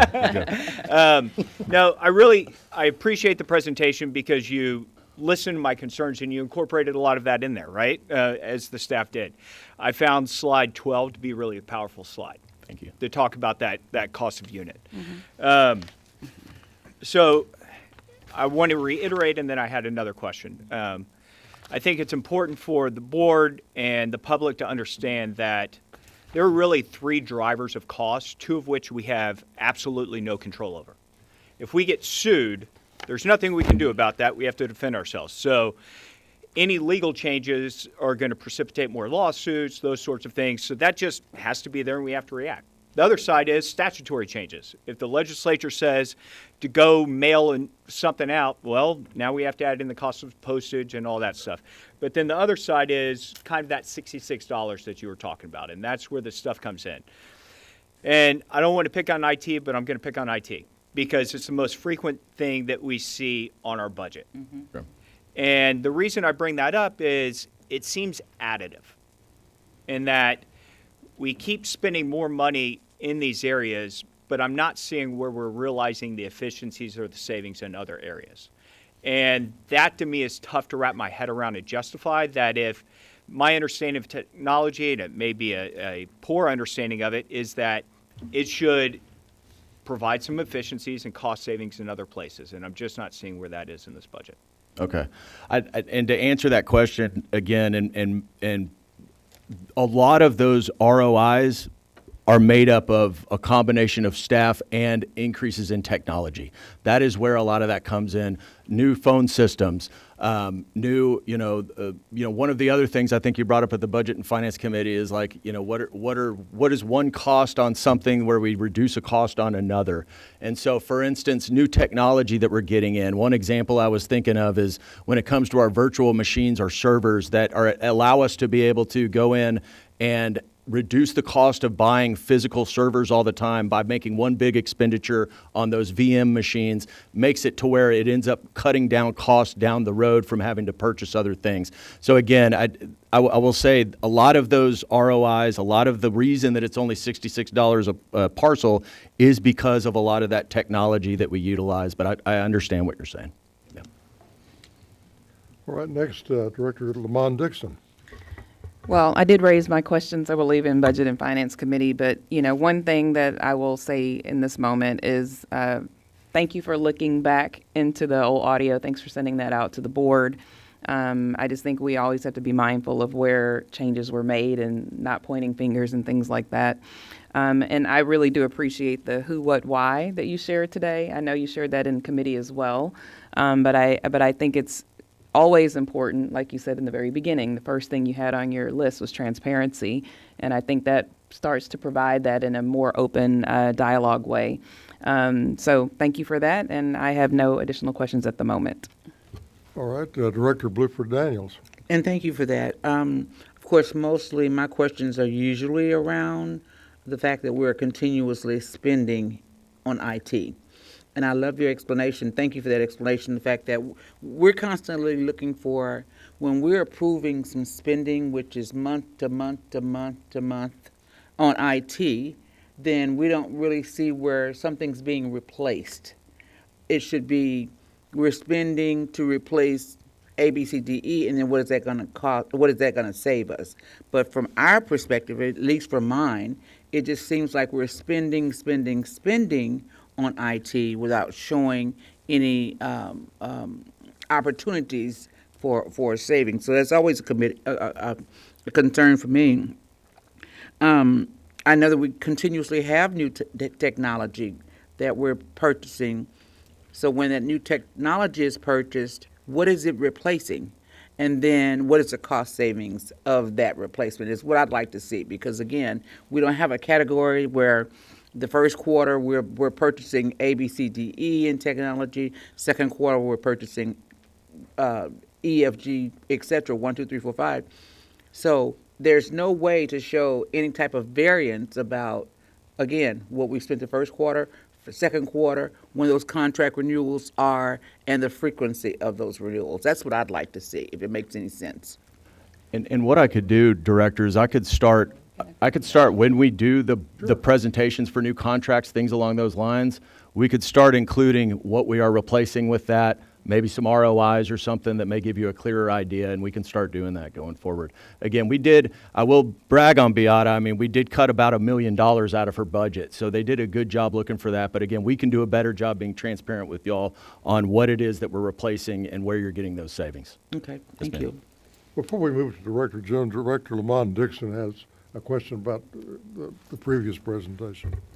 While I do understand the questions from my two board colleagues, Director Scott and Director Bluford Daniels, maybe for me, I do see some efficiencies, so I would like to just express that really quickly while we're talking about it. So when I'm looking at numbers overall throughout the year, I do see a major increase in the number of protests. Sure. So to me, for us to only be increasing the budget in IT $6,000, I feel like the efficiencies are in that. Like, so a lot of the software that we have approved, in my opinion, has helped us to say, okay, now we can cover this much ground in this amount of time.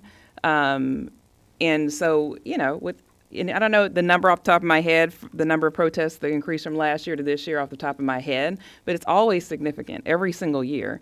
Yeah. So to see a number go down from IT, I feel like, well, some of those things that we have purchased in the IT, the software, and beyond, I'm totally messing all of this up on software development, but I feel like those are some of the efficiencies. So maybe if there's a way for you to look at the ROI on those, that would be beneficial as well. Because it's not just, okay, well, and don't want to scare any employees by any means, but we don't need this department anymore because now we have this technology. I don't think it's that cut and dry. Right. So I just wanted to express that before we go on. And I appreciate you bringing that up. And that's why, again, and I probably could have done a better job on that ROI slide on down at the bottom talking about all of those new things that we have. It's technology that helps us get through those numbers, those vast increase, 72,000 increase in accounts. Right now, actually, we're up probably 40 or 50,000 accounts from last year. And I want to say because of the technology, we've already settled like 250,000 of those accounts online. I mean, that technology is what keeps us to be able to keep hitting our deadlines and certifying on time with all of those increases in everything that we do every year, but especially in hearings, because again, we've almost knocked out half of our hearings already, and we've just started because of those awesome online technical services that we have. So thank you. And again, I can think of how to quantify that in the future. All right, Director Jones. One thing that occurs to me is that, is it not better? That's good. Okay. Just like the issue with the bricks on the building, we have to upgrade and replace software so that it keeps working. Exactly. How much of our budget is just keeping things functioning, not new technology? Right. I mean, I don't know the exact number, but it's quite a bit. Like I mentioned, those virtual machine servers that we're going to, which kind of drive the heartbeat of our organization, like it's replacing old technology. And that's what we do quite a bit of. And again, when we do those contracts going forward, we can start including those things. We can start including, like I said, what is this replacing so that you have a better idea that it's not just a nice to have, because that's what I wanted to focus on this year is cutting. I don't want to cut all the nice to haves. It's nice to have good stuff, but again, if it's not driving a direct result, we shouldn't be bringing it forward. So again, we can do a better job of making sure that that's transparent moving forward. I just wanted to point out that it's not necessarily that we're adding bells and whistles. Right. We're keeping things functioning. And just like we have to have a building that's not going to fall down on us, we Right. have to have a platform that's going to remain functional and do the job that it's already doing going forward. One other thing that I'd like to say is that this is my first year going through a budget process, and frankly, I was really impressed at the responsibility, the stewardship, and accounting for the dollars. And in the private sector, I work a lot with appraisals and that kind of information, and so to see a $66 per parcel, that's really impressive. I don't know who all recognizes that, but I do, and I just wanted to say I appreciate the job that everybody's doing. Thank you. I'll make a couple of comments. First, Adam, I want to commend you. I think that this presentation is one of the best that I have seen. Thank you, Chairman. By the Chief Appraiser laying out the budget. And I've got mixed emotions on this. I guess it's because of my unusual background. I spent 28 years basically in charge of this place. The governor sent me down here in 1985, and the taxing units had just vetoed unanimously. They all voted against HCAD's budget. It was just a horrible mess. And I remember asking the chief fiscal officer, what was our encumbrance? How much money were you going to? We had to redo the budget. You had to adopt a new one. And he didn't have an encumbrance system. And we ended up, once they put one in, I ended up, I think on one day, it was somewhere between 200 and 300 people we had to fire all on the same day. That was one of the worst days of my life. But we made a decision then that the only way that we could operate and have a budget that was acceptable to the taxing units was to put our greatest emphasis on technology. And that's been a philosophy that HCAD has followed throughout the years. If it were not for technology, Adam would be asking for 200 or 300 more people, I assure you. That's the way it works. Technology does things that people don't have to do, that people can review and make an intelligent decision. And having sat through that horrible equation of having to let those people go, I really appreciate the contribution that technology makes. But then I'm also, the other thing that tears on me, after I left here, when I retired, I became deputy budget director of Harris County. I also became an elected official of another taxing unit in Harris County, and before that had been a school board member before I ever got involved with appraisal district period at all. So I also see the budget issue from their perspective, and quite frankly, it pains me terribly to go forward with a budget that, knowing that the taxing units cannot increase their revenue more than 3.5% without having to go to the public for an election.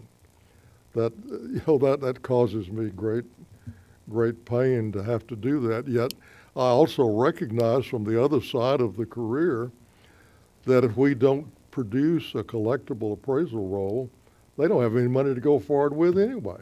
That's where their money comes from. So it puts us in a difficult position. But weighing it all out, I have to conclude that this budget is responsible. Thank you. And I think it will let us accomplish what the public needs and what the taxing units need. But are there any other comments or questions anyone has? Thank you, Chairman. I do have I think there's something that should be said about having a committee, and the budget committee has worked very, very hard to comb through everything. So there's something has to be said about the trust and the responsibility that committee has put forth. I know Kyle is on the committee, and I'm sorry, Director Kyle and Director Martina Dixon. I should do that on the committee, and Chairman Jim worked very, very hard with Adam and his team to make sure that we go through and comb through the budget. And I understand that the budget drivers are the election costs and salaries. And so I'd like to ask the committee what thoughts went into the salary schedule and how that aspect was, if somebody can just maybe throw that out there, briefly. Adam, if you could comment on that, please. And also I noticed that at our evaluation committee, Chief Bogart, that the org chart is different from what we're going to be doing. So, okay. So I don't want to put you on the spot, but maybe it's I'm something. happy to go over the salary portion of it. Again, what we looked at, and what we typically always do is we look at two things. We try to do a cost of living, which is at 3%, to try to make sure that the staff are taken care of. And one thing that we do that we started a few years ago that I'm very proud of is we focus our cost of living increase on the people that are not making as much. What we do is we do a flat amount. And so what ends up being is the people who are making the lowest salaries, who are hurting the most from inflation and from the economy, get it could be 10, 12, 13%, whereas the people at the top, it's under 1%. We really focus that cost of living increase down to where the people who really need it, which again, I'm very proud of us for doing that here because those are the people who need that money the most. The other part of it is made up of our salary adjustments, which again, that's what we give to the people who are performing. It's directly tied to their performance through the year. So we go through a long evaluation process at the end of the year. We utilize something called a 9-box system where we go in and kind of look at what their potential is and then what their performance is. And we grade everyone in the organization all the way from me on down. We look at everybody. And so what we do with that is then there is a direct tie with where they land in that evaluation to what their increase would be, which could be, I think at the maximum for the highest performers, it was a little over 4%, something like that. And then down for the people who need remedial action, they don't get an increase. So again, those are the two drivers of the salary increase. It's the COLA, the cost of living, again, that's driven down the organization to the people who need it most, and then the assessment of their performance, which ties to what their salary increase will be. Thank you. Yeah, so, and I'll speak to this. So there wasn't a real increase in headcount. No. And I was comfortable with it for a number of reasons, but speaking about the salary increases, particularly as you've described it, it's just the right thing to do. Yeah. And let's think about this, that we're a public entity. Paying people a good wage, it's also a hedge against corruption. I mean, definitely. It helps keep good people, and that longevity is part of succession planning and part of all these other things. That continuity, I think, is really important, and that's handled through salaries. Yeah. Appreciate it. All right, any other comments or? Go ahead. I just have a little question.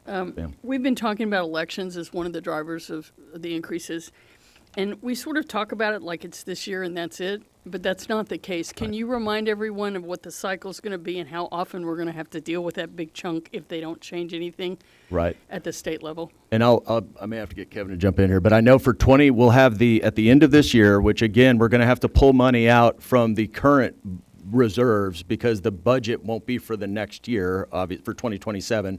So we'll have at the end of the year, we'll have our normal election where we'll have 3 members that'll be selected by the public. And then going forward, we'll have one member, right? In 2028. 2028 we'll have 1 member elected, in 2032, and then after that, every 2 years we're going to have an election, public election. Right. My experience is elections cost what they cost, whether you have 1 person or 4 people or 40 Exactly people. right. So I would guess we need to start hedging for those future costs at the moment. How is that being done? Or Again, for how it is right now, for what we're asking for, we asked for $3 million. We didn't go up any more than that. And again, that's going to help offset what we'll have to pull out of the reserves this year. But then going forward, we were kind of waiting to see. Luckily, we'll have the legislative session in full tilt by the time we get to this point next year. So we'll have a very good idea of whether or not they're going to make an adjustment or not. So next year's budget's going to be pivotal on what's happening. But we'll revisit this. We're definitely going to have to revisit it. Yes, ma'am. Thank you. Yeah. One problem that Adam was faced with this year, the county clerk is not yet able to give us an estimate of what our election costs will be. We won't get that. In fact, it will be after we've adopted Yes, sir. the budget next month. So we're going into this just kind of in blind faith that it won't be more than $7.5 million. As a member of the budget committee, we've dug into this some and we've continued to monitor this. So I just want everybody to know we're watching this. It's part of why I brought it up. But this is one of those unfunded mandates that just hangs around, and it's a concern. So thank you for clarifying that. If there's no other board member questions, I'm going to call the public hearing on this proposed 27 budget to order. The time is now 11:15 a.m. and no one has signed up to speak for it, but I see Ms. Rowell wants to speak. So you will have 3 minutes, Ms. Rowell, if you would identify yourself at the beginning, please. Hi, Mr. Chairman. I'm Melissa Rowell. I promise I was not going to speak a third time today. I just have one thing for Mr. Bogard. You said the building value is $71 million? Around there for what we have for insurance purposes. I And don't then- know if that's exactly what it would sell for. And but then the yes. facade is cracking? The Yes, bricks are ma'am. cracking a little bit? So who can protest the value of this building? Nobody was going to protest this building. Why not? You're exempt. Okay, but you got to pay insurance.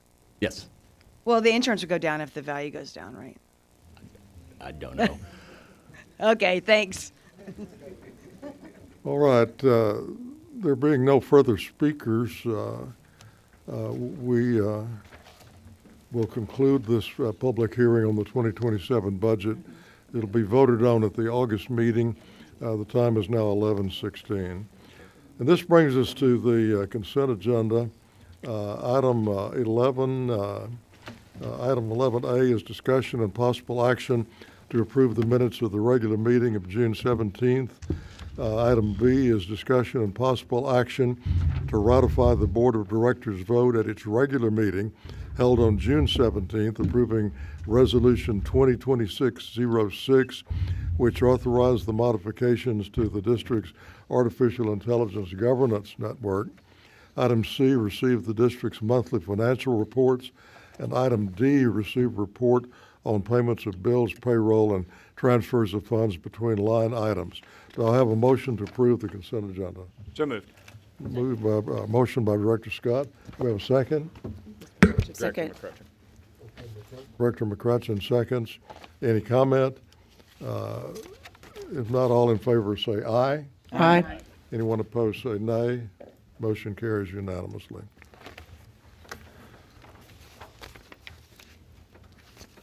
All right, and that is our only consent item today. So this brings us to the action items.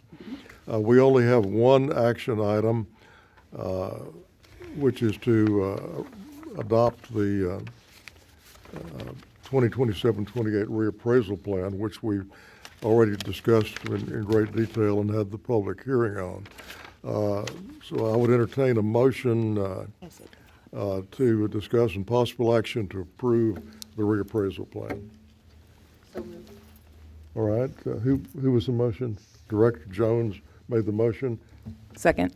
All right, and Director Lamont Dixon seconds. Any discussion? All right, we'll do a roll call vote on this one. Ms. Bluford Daniels, say if you're in favor, say aye. Opposed, say nay. Ms. Bluford Daniels. Aye. Ms. Tracy Jones. Aye. Ms. Lamont Dixon. Aye. Ms. McCrutcheon. Aye. Ms. Noriega. Ms. Ramirez is absent. Mr. Scott. Aye. Mr. Sullivan is absent. Chair votes aye. Motion carries unanimously. All right, we have a discussion item on the election cost, and I think we've probably already pretty well covered that. So we'll move on to item 14, which was the subject of one of our inquiry. I think Ms. Rowell made the inquiry in her public comments on the homestead exemption process, and the chair recognizes the chief appraiser. I think, did we skip item 13, Chairman, the election costs for the discussion items? I'm sorry? He wants to speak to contacting the governor about the election questions. Okay. All right. Did you want to speak? No, I'm sorry. It may be that maybe mine's out of order, but I have number 13 being the election costs. Is it not? Mm-hmm. It is? Okay. Okay. Go ahead. Well, okay, I think Chair Robinson said that we had already discussed it in depth, but I believe Okay. you wanted to mention I didn't something hear about that. I'm contacting the governor, so. Yeah. I'm sorry, Chairman. I didn't hear you say that we'd already discussed well, of it. course, you know, you had already talked about earlier Absolutely. about that y'all had met with the governor's staff. Right. And I also apologize. with legislators, and that they were aware of the problem. Yes, sir. And they were sympathetic to the problem. Yes, sir. And were looking for ways to solve it. Right. I hadn't heard you say that we're going to skip it, so my bad. My bad. So we'll go on with item number 14. So again, yes, this was something that was brought up earlier and something that, again, I know the board's aware of because I know I've sent several correspondents talking about this. And so basically to kind of break down what happened, Fox 26 had a report on June 21st on their morning show, What's the Point? And they had a panel of people that were speaking about different issues. One of the issues that came up is the possibility of there being homestead exemption fraud in Harris County. And so what we did there, and the good thing was watching it, I went and rewatched it a couple days ago, there wasn't really much talk or criticism of HCAD at all. It was really around trying to find the people and what do we do with them? Is there any teeth for us as an appraisal district to be able to go after these individuals? The other thing they talked about is, again, and the impetus of it was as the increases in homestead exemption over 65 amounts go up, it could lead to more people trying to be nefarious and go and get that benefit. And so it all kind of started with a study that was done by a gentleman by the name of Charles Blaine. And I came in after Sunday, came in Monday morning, talked to my team and talked to Jack, and he had mentioned actually that he had worked with Mr. Blaine on providing some of this data. And we have this happen fairly often. We've been working also with the Kinder Institute on some homestead exemption issues where they're doing a big study. We are all about it. If someone can find something where we need to work on, we are there. So we reached back out to Mr. Blaine. We had a couple meetings. He was ill where he couldn't make it, and we ended up speaking with him, myself and Clarette Walker, the Deputy Chief Appraiser, on June 30th. And so we had an in-depth conversation about kind of his study, what he did, and basically he had a lot of different data sources, some of them that we don't have access to, where he built an AI model to go and try to find different situations where maybe it looks like there are multiple homesteads, something along those lines. He really focused it mainly around like short-term rental holdings, LLCs, things along those lines. And he mentioned that he would get us the results and we could go over them. Well, we ended up not being able, we had to get back with him. We ended up getting the results 2 days ago. So we have not been able to go in depth in any way yet to be able to see what it is that his study says.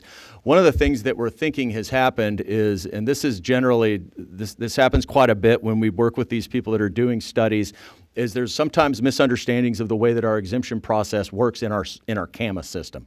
So the way it works is, again, you may have a situation where you have a property owner who owns a home and they sell it in February and they've got an exemption on it. Well, with this new immediate homestead exemption, what happens is if they go buy a home that did not have an exemption when they bought it, they immediately get a homestead exemption. So what it looks like in the system, if you're not aware of how the process works, it looks like they have two homesteads. And so when we mentioned that, that was something that we talking to him, I'm not sure that he was aware of. And again, when we get the study, I can come back with much more detail on what took place. I will say the good news is again, talking to the team, we had actually, about 3 months ago, before any of this happened, we'd started a pilot project with a company called TrueRoll. And what they do is they basically, kind of like Mr. Blaine did, they go out and they find a lot of different data sources. A list of them here that they've got access to other appraisal district systems, nationwide mailing systems to see if the person's home is actually somewhere outside of Texas.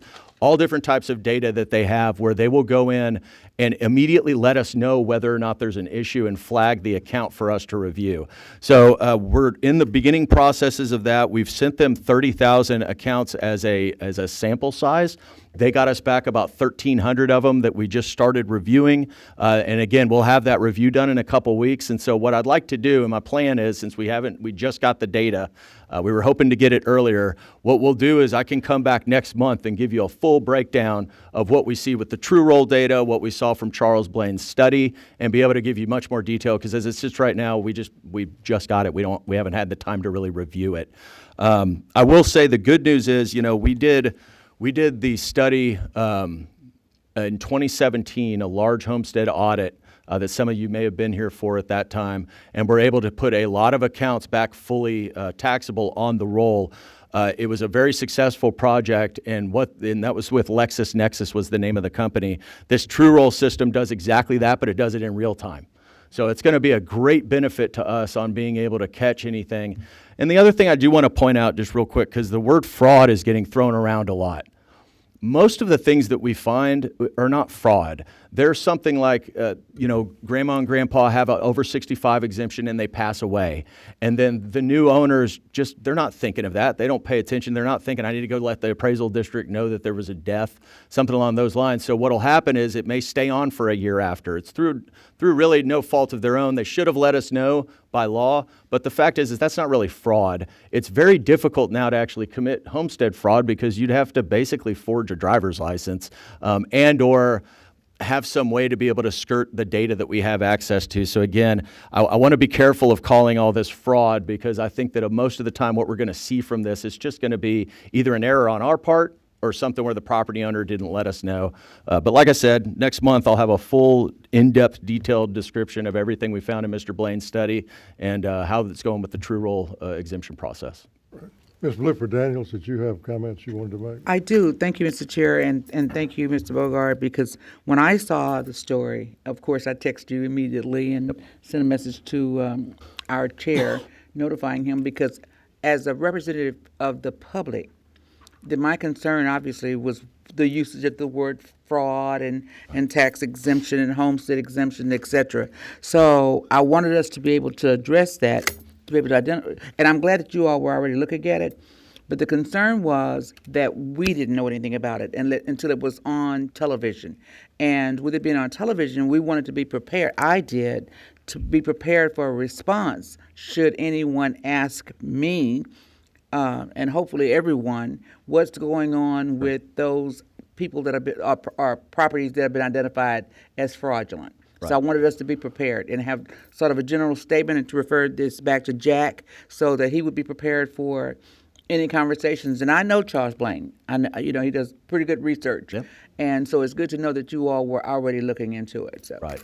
Yeah, and we would definitely let you know. We didn't know that he was going to. We had provided him data, and he had given us a few accounts, and that was kind of the last we heard from him. So we didn't know that he had done the full in-depth study till the story came out, just like you did. So we'll be sure, and if we know something like that is coming, and let you know in the future. Especially because we represent the public, and we want to be able to answer those types of concerns and questions. And you mentioned about the accounts being flagged with this program. Then who's going to review those accounts? Will there be human eyes on there that'll be able to identify where there's issues or discrepancies?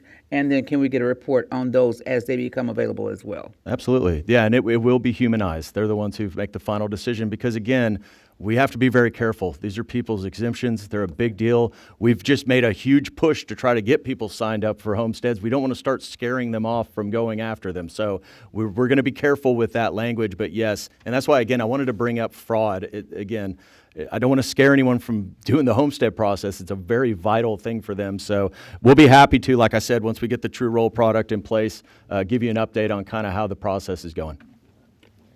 The fact is, fraud was really common with homesteads before the legislature passed the requirement that a person had to have a matching address on a Texas driver's license or Texas ID card. We had situations, particularly on rental properties. There was one guy, it was 7 or 8 houses that he had. They were all rent houses. And what he had done, he used different combinations of his name and initials. Let's say his name was Tom William Jones. Well, he would have one of these houses as Tom Jones. And he would, in each case, he showed his mailing address as the rental address. One might be William Jones. One might be T.W. Jones. One might be Tom William. He used every combination that he could. And we finally caught that. He got to go to jail.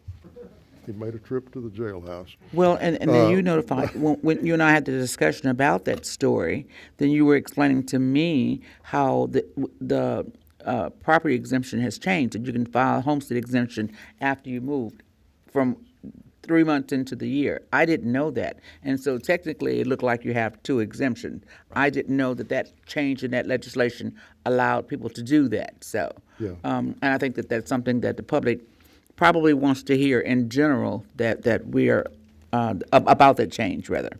Now, one place where this new study that Adam talked about with this company, where they're going to be looking at out-of-state data, could help. It wouldn't surprise me there aren't some people that have a homestead here which they presented their Texas driver's license, and they have a second home in some other state, Colorado or Florida someplace, and they've got a homestead there. And really, we have no practical way of finding that, but this contract that he has entered into, I think will help in that regard. But insofar as a Texas resident, it would be awfully hard with the change. And in fact, the legislature made that change at our request after they saw the kind of fraud we were experiencing here in Harris County. And it'd be awfully hard. You'd have to be committing driver license fraud if you're a Texas resident to get 2 homesteads. Now, the issue has come up about these vacation rentals. And there are arguments that if the person lives there some, that they're still entitled to it, even though they are renting that property out periodically and, as a vacation rental. Yeah. And I think you're going to have to take a really careful look at that because there's a lot of instances where they probably still are entitled, even if they're renting the thing out several weekends a year. Right. Absolutely. And I do want to point out, Chairman Robinson and I discussed this, if we do find an instance of legitimate fraud, we're going to go forward with it. That is not something that we will accept, and we will go after someone if there is absolute proof that there's fraud. And we discussed kind of what we would do with those measures. I know Senator Betancourt and I went back and forth on this issue also. He also wanted to be notified if we see something that is legitimate fraud. He would like to know because he'd like to move it up the chain there too. So anyway, we will do that if we see it. But like I said earlier, a lot of times it's just not fraud. Right. In fact, I told Adam this morning before the meeting that if we find some, I'll go down to the DA's office with him and tell him basically what we historically had done and, help him lay out to them, what he finds. Yep. So. Yeah, just. Director Scott. Yeah, in terms of budget, this is just, I think, one of those instances where we're going to have to go out and get something that really shouldn't be our burden to do. In the sense that I could have a homestead exemption on my lake house in Conroe and live in Harris County, and there's no way for us to know because Montgomery County and Harris County systems don't talk to each other. Right. If somebody passes away in a home and then nobody reports that they're still enjoying the over 65 exemption, well, why don't the death records talk to our, like this shouldn't be our problem to solve. But the legislator hasn't taken action to unite all of these systems. Well, the fact is they don't even want to let us have the death records as part as part of the problem. One thing that we did several years ago, we subscribed to a really comprehensive database that had all kind of information about people, and it was strictly to try to find cases where people who were elderly had been dead for a long time. And when the district was created, we inherited all of Carl Smith's homestead exemptions that he had granted. And of course, Mr. Smith was the assessor for 60 years. So some of those homesteads had been on the county's books for a long time. And we made the assumption that if that homestead had been owned for more than 70 years, that the odds were that the person was not still alive. And so then we started manually checking against, this big national database. And the fact is we knocked hundreds and hundreds of old homesteads off, because of it. And, put those on the roll. Director Jones has a... All right, Director Jones, did you have? Yes, please. Thank you. So going to this true roll thing, you said that you've given them 30,000 accounts and they've already flagged 1,300 of those as potential incorrect exemptions. I again hesitate to use the word fraud. What criteria are they looking at to flag an account? Is it simply that doesn't match the mailing data? It could be any number of things. Again, I'm looking at the list of the sources For instance, like Chairman Robinson mentioned, their system actually hits up against the Social Security Administration master death file. It hits up against obituaries. So there's like a long list of data sources. And so what it does is it just looks for anything out of the ordinary. Something where, hey, we have this name in the death files. We have it here that you have a homestead here, and it'll flag the account for a human to review. And it's probably much more in depth than that. But again, it looks at all those different data sources, looks for repetitiveness of names, at all types of issues, and then it flags the account with like different levels of concern, basically. Like and I believe that's correct. Yes, Scott's shaking his head. Like maybe a red, yellow, or green. You know, it'll look at them and kind of give you, hey, this one's definitely wrong. This one's definitely something to look at. This one maybe is iffy. And so then you go in and work those accounts. Do they take any action to the property owner? Are they contacting the property owner and saying, hey, we think your records are wrong? Or No, that's our job. Okay. Yep. And what's the cost to us for this? I don't have the total. Do we know yet, Beata, what the total cost is going to be? It would be approximately 400 annually. Okay, 400,000 annually if we want to do it. And are there different levels of service, or is it just that's because I know for the pilot it was very inexpensive for us to do it, but So there's. And can you repeat what you said a few minutes ago on the mic? Thank you. So there are two products from TrueRoll, and we've been using, the board may recall, a product called Vetter. And that's what we've been using for about 2 years to process all the new incoming exemption applications. And both work in a similar way to where, like Mr. Bogart was explaining, it compares our data to all the other databases nationally. Death databases, it looks at, does that person have an exemption, homestead exemption in another state, which we don't have access to. So it looks at a combination of all different things. The second product we've just entered into a pilot is called proactive monitoring. And it kind of made sense to progress in that direction because the integration's already been done between their system and our CAMA system. And proactive monitoring, the original intent was also a legislative mandate for us to audit every single exemption every 5 years. So that's kind of how it started, but it also helped us get ahead of this issue.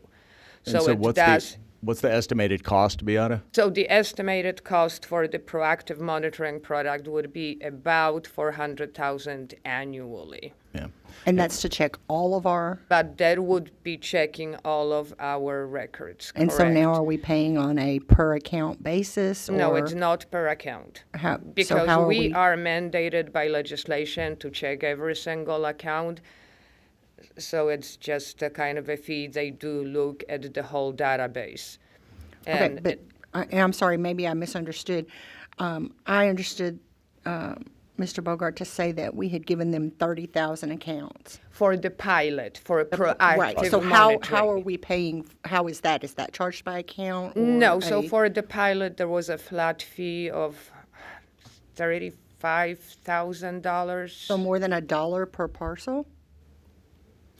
I mean, it could end up being, right now, but as you can see from the final cost, it's going to be way less than that. Because, if you've got 1.3 million residential properties, about 1 million homesteads, and they're going to charge us 400,000, so it'll be less than $1 per parcel. Okay. And so this mandate that you referred to from the legislature today, is that only to check homestead exemptions, or is that over 65 and disabled veterans, and is that all exemptions? It's all exemptions. Yeah.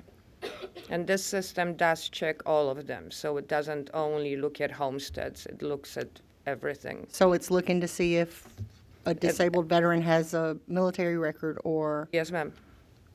Okay. Okay,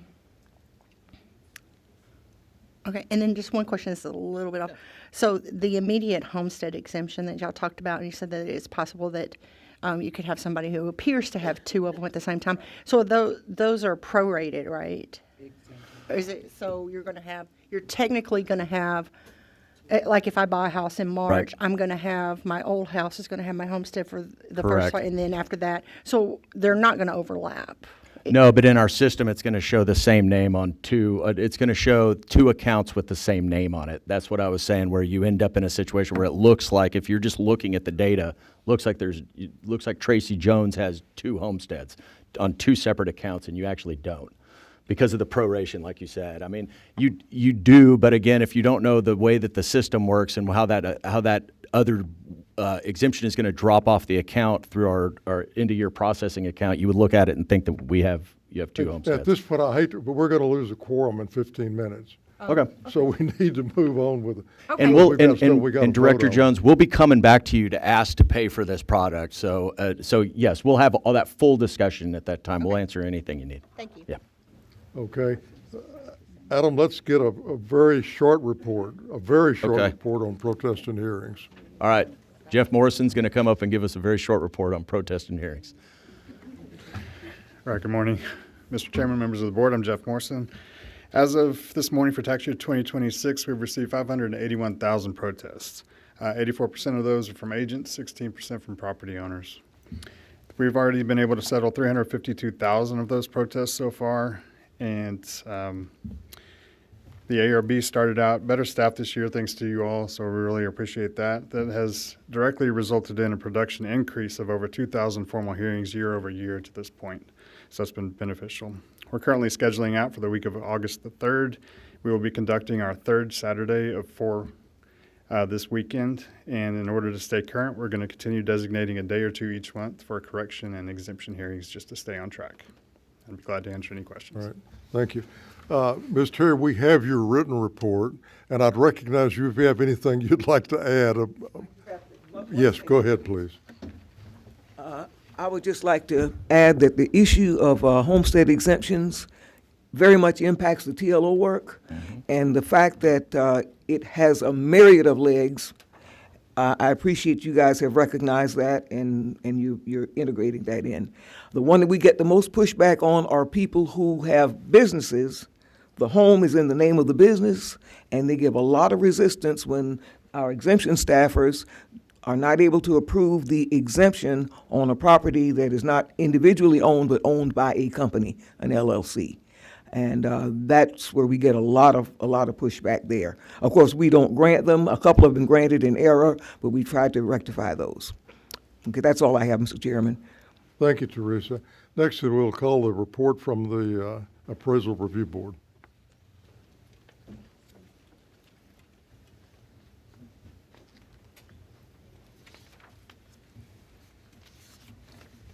Good morning, Mr. Chairman and Directors. I am James Gorn, the Secretary of the ARB, and I'm going to give you your report today. During the month of June, the ARB conducted a total of 16,790 formal hearings with 683 panels, and that was in 22 days. The year-to-date formal hearings through June 30th consist of the following quantities: commercial, 5,347, residential, 15,882, other is 90, and the total for 2026 year-to-date, 21,319. Prior years is 3,574. The number of required ARB members is below the count of 190. As of June 30th, 2026, ARB had a total of 146 members. In the Executive Office, we continue to address requests for set-aside dismissals, requests to reschedule hearing dates due to scheduling conflicts, and mentorship for the ARB members. Our legal counsel continues to review all written complaints that come to the ARB for any reason. Mr. Hilscher also assists us with our monthly legal reviews that are submitted by the ARB panel members for review. And that completes the reading of the report. Any questions for the ARB? All right, hearing none, the board will now enter into executive session The executive session is held for the purposes authorized by sections 551.071, 072, 074, and 076 of the Texas Government Code. The time is now 11:44 a.m. Yeah, we'll do a full.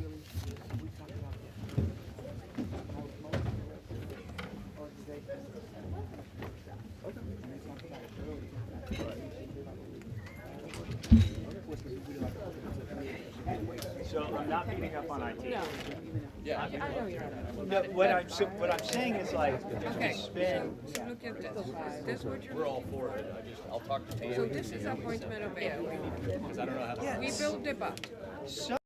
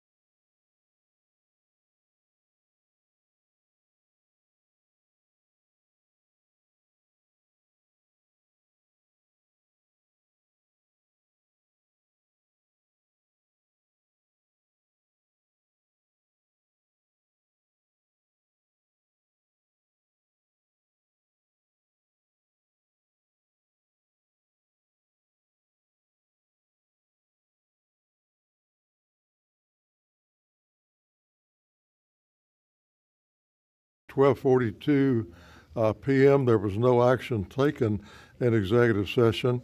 And this brings us to the final agenda item, which is approval of litigation and the proposed settlements. Do we have a motion to approve? So moved. All right, motion is made by Ms. Noriega and second by Ms. McCrutchen. We'll do a roll call vote. Ms. Blooper Daniels. Yes. Tracy Jones abstains. Mr. Lamont Dixon has left. Ms. McCrutchen. Aye. Ms. Noriega. Aye. Mr. Maris is absent. Mr. Scott is absent. Or Mr. Scott has had to leave. Mr. Sullivan is absent. Chair votes aye. Motion carries with one abstention by Ms. Jones. And that concludes our agenda, and we are adjourned at 12:43 p.m. Chairman, there's just one other item on the agenda. There's what? One other item on the agenda, number 21.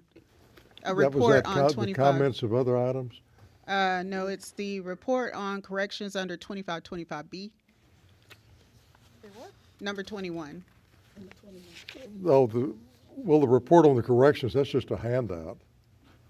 Yeah, I just have to read in real quickly that I'm handing you a copy of the quarterly report on corrections under 2525B, and it's available for, all of them are available for the board members to inspect, and no motion is required. So It's required reading for all new board members. You have to read it and give an oral report at the next meeting. Okay. It's only about 500 pages. So. And thank you for that, Mr. Chair. And I know we're adjourning, but I just wanted to say publicly, too, that I mentioned I would suggest that we, at some point, try and have a board retreat so we can discuss a lot of the things that we discussed in depth today. We can all get together with immediate staff and, of course, open it up to the public so we can have that retreat. Okay. And I agree. I think it'd be a fantastic thing for you to get to know the directors better, see them work, ask them questions, and I think it'll be good for all of us to continue to work well together in the future. I think it's a great idea. All right, we are adjourned. Thank you. And it'll expedite this meeting. Right, what were you saying? Oh, you know, that's my boy. Oh, yeah.